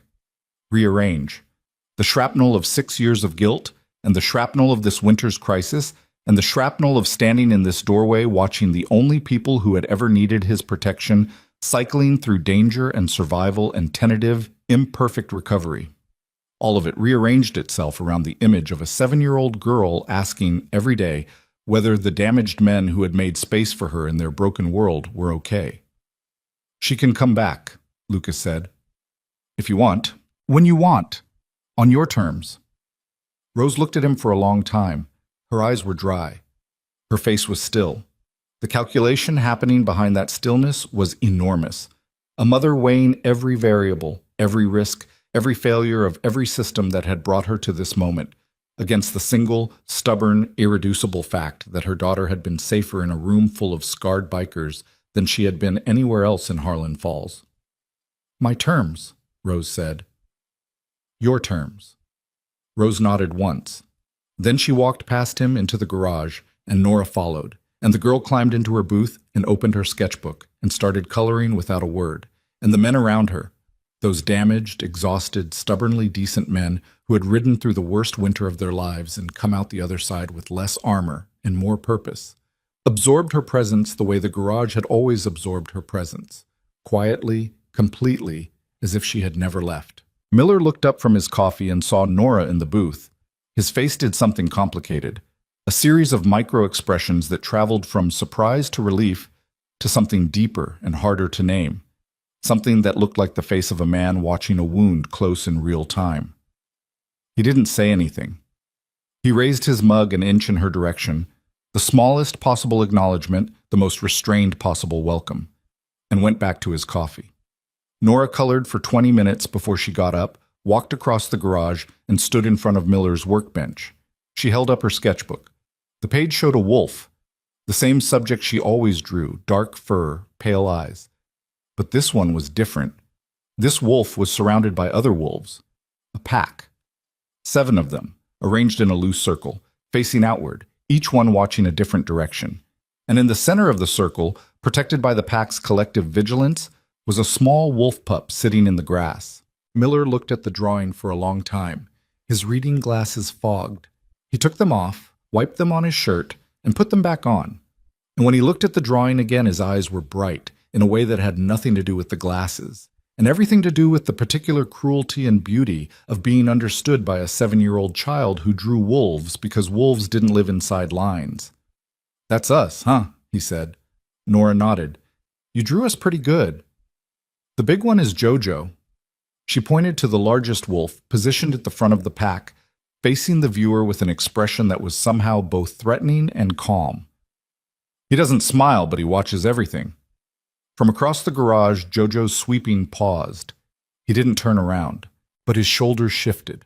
A tiny adjustment, a nearly invisible softening, and then he resumed sweeping with the same focused intensity as before. And if his strokes were slightly slower, slightly less mechanical, slightly more like the movements of a man who had just been seen clearly by someone too young to know how rare that was, nobody mentioned it. Miller reached into his jacket pocket, slowly, because the jacket was hanging on the back of his chair, and reaching for it pulled at his ribs, which were still bruised from Old Forge, and would be bruised for another month. He pulled out something small, metallic, dull with age. A military dog tag on a beaded chain. He'd carried it for 30 years. Not his own, but his younger brother's, who had died at 22 in a training accident at Fort Bragg, years before the Iron Saints existed, years before Miller had understood that the only way to survive his brother's death was to build a family from the wreckage of other people's losses. He turned the tag over. On the back, scratched into the metal with a nail or a knife point, was a single word that his brother had etched there the week before he died. A word that had meant something private between them, something about being the youngest in a loud family, about being the one nobody listened to until it was too late. Noticed. Miller unclasped the chain and held it out to Nora. "You earned this, kid." Nora took the dog tag. She held it in both hands and studied it the way she studied everything, carefully, completely, with the gravity of a child who understood that some objects carry more weight than their material suggests. She turned it over, read the word, and looked up at Miller with an expression that was not a smile, but was something adjacent to a smile, something warmer and more permanent. The expression of a person who has been seen by the world for the first time and has decided quietly to accept being seen. She put the chain around her neck. The tag hung to the center of her chest. She tucked it under her jacket and went back to her booth and continued coloring wolves. That evening, after the sun dropped behind the hills and the garage lights came on and the temperature fell back toward the familiar punishing cold that Harlan Falls wore like a uniform, Lucas stood in the doorway and smoked his last cigarette of the day. The compound yard had dried enough to show patches of gravel and the first barely visible suggestions of green pushing up through the mud. Not grass yet, not anything with a name, just the stubborn, molecular evidence of a world deciding to continue. Rose's Civic was still in the lot. She was inside drinking coffee from a styrofoam cup that Briggs had poured for her, sitting on an overturned milk crate with her coat still on and her posture still guarded, but her face, for the first time Lucas had ever seen, undefended. Not open, not vulnerable, just present. A woman allowing herself to exist in a space without calculating exit routes. Behind the garage, above the back door. The same door that had rattled on a February night while a man crouched in the storage room with a laptop full of surveillance photos. Someone had bolted a metal plaque to the wall. Lucas didn't know who. Might have been Tomlin. Might have been Jojo, though the idea of Jojo operating a drill and masonry bits to mount a decorative plaque was so incongruous that Lucas preferred not to think about it too carefully. The plaque was plain steel, the letters cut with a plasma torch, the edges rough and unfinished in the way that everything the Iron Saints made was rough and unfinished, because perfection was a luxury and function was a principle. It read, "Listen when the quiet ones speak." Lucas looked at it. He thought about Emma. He thought about Lily. He thought about Nora. 3 girls, 3 different stories, 3 different outcomes. One lost, one recovered, one still here, still coloring, still watching rooms with those ancient, unsettling eyes. The symmetry was imperfect. It didn't resolve cleanly. Emma was still gone. The guilt was still there, living in the same place it had always lived, behind his ribs, beneath the scar tissue. It would always be there. He understood that now with a clarity that was neither cruel nor kind, but simply true. The way the cold in Ohio was true. The way the rust on the garage walls was true. The way the sound of Harley engines on a winter evening was true. Some things you don't get over. You get through. And getting through means carrying the weight forward, not setting it down, because setting it down would mean forgetting, and forgetting would be the final betrayal of a girl who deserved to be remembered. But the weight was different now. Lighter wasn't the right word. It wasn't lighter. It was distributed, shared, held not by one man standing alone in a doorway, but by a garage full of damaged people who had looked at each other through the worst season of their lives and decided, without speeches or vows or any of the ceremonial architecture that the world attaches to moments of commitment, that they would keep standing. Together. For the ones who couldn't stand alone. Inside, Jojo finished sweeping. He leaned the broom against the wall, walked to the coffee machine, poured himself a cup, and stood beside the jukebox drinking it in silence. Nora looked up from her sketchbook, studied him for a moment, and then returned to her wolves. Across the room, Miller adjusted his reading glasses and started going over invoices with his 3 functional fingers and his unfailing stubbornness. Tomlin and Coyle argued about jet sizes. Briggs checked the security cameras, all 12 of them, all functioning, all covering every angle of the compound and the 3 surrounding blocks with the comprehensive vigilance of a man who had learned the hard way what happens when you leave blind spots. Rose finished her coffee. She set the cup down, stood up, and walked to Nora's booth. She leaned down and said something in her daughter's ear. Too quiet for anyone else to hear, a private communication between a mother and a child in the particular dialect of intimacy that belongs only to the 2 of them. Nora nodded. Rose straightened up, glanced around the garage one more time with an expression that was not trust, not yet, but was the precondition for trust, the willingness to remain in a space long enough to find out whether trust was warranted. She walked to the door, past Lucas, stopped. "Same time Thursday?" she asked. "Same time Thursday." She walked to her car. Nora stayed in the booth. The arrangement had reformed, imperfect and provisional, and infinitely more honest than it had been before, because now it was built not on assumption or desperation, but on the shared understanding that safety was not a guarantee but a practice, a thing you built every day with attention and presence and the stubborn, unglamorous commitment to watching the doors. Lucas flicked his cigarette into the mud. He turned back to the garage. The neon beer sign in the window buzzed and flickered, casting its familiar red and blue glow across the concrete floor. The space heater hummed. The coffee machine gurgled through its ancient cycle. And underneath all of it, steady and quiet, and easy to miss if you weren't listening, the sound of a 7-year-old girl turning pages in a sketchbook, drawing wolves that lived outside the lines, surrounded by a pack that would never stop watching. The Iron Saints didn't become heroes.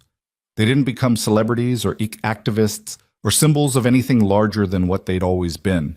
A group of scarred men in a cinderblock garage in a town that the world forgot, doing the only thing they knew how to do, which was stand between danger and the people who couldn't see it coming. No glory, no publicity, no redemption arc with a bow on top, just boots on cold concrete, coffee in cracked mugs, engines idling in the winter dark. And the knowledge carried quietly in every chest and never spoken aloud because speaking it would have diminished it, that the smallest voice in the room had saved them all, and that the debt they owed that voice was not a debt you repay, but a debt you honor every day by listening. And every time the Harleys rumbled through Harlan Falls after that, past the dead mills and the shuttered storefronts, and the single yellow traffic light blinking its eternal, indifferent rhythm, the sound meant something different than it used to. Not warning, not defiance, not the growl of men who had been pushed to the margins and refused to be silent. Something quieter, something that sounded, if you listened carefully enough, like a promise kept.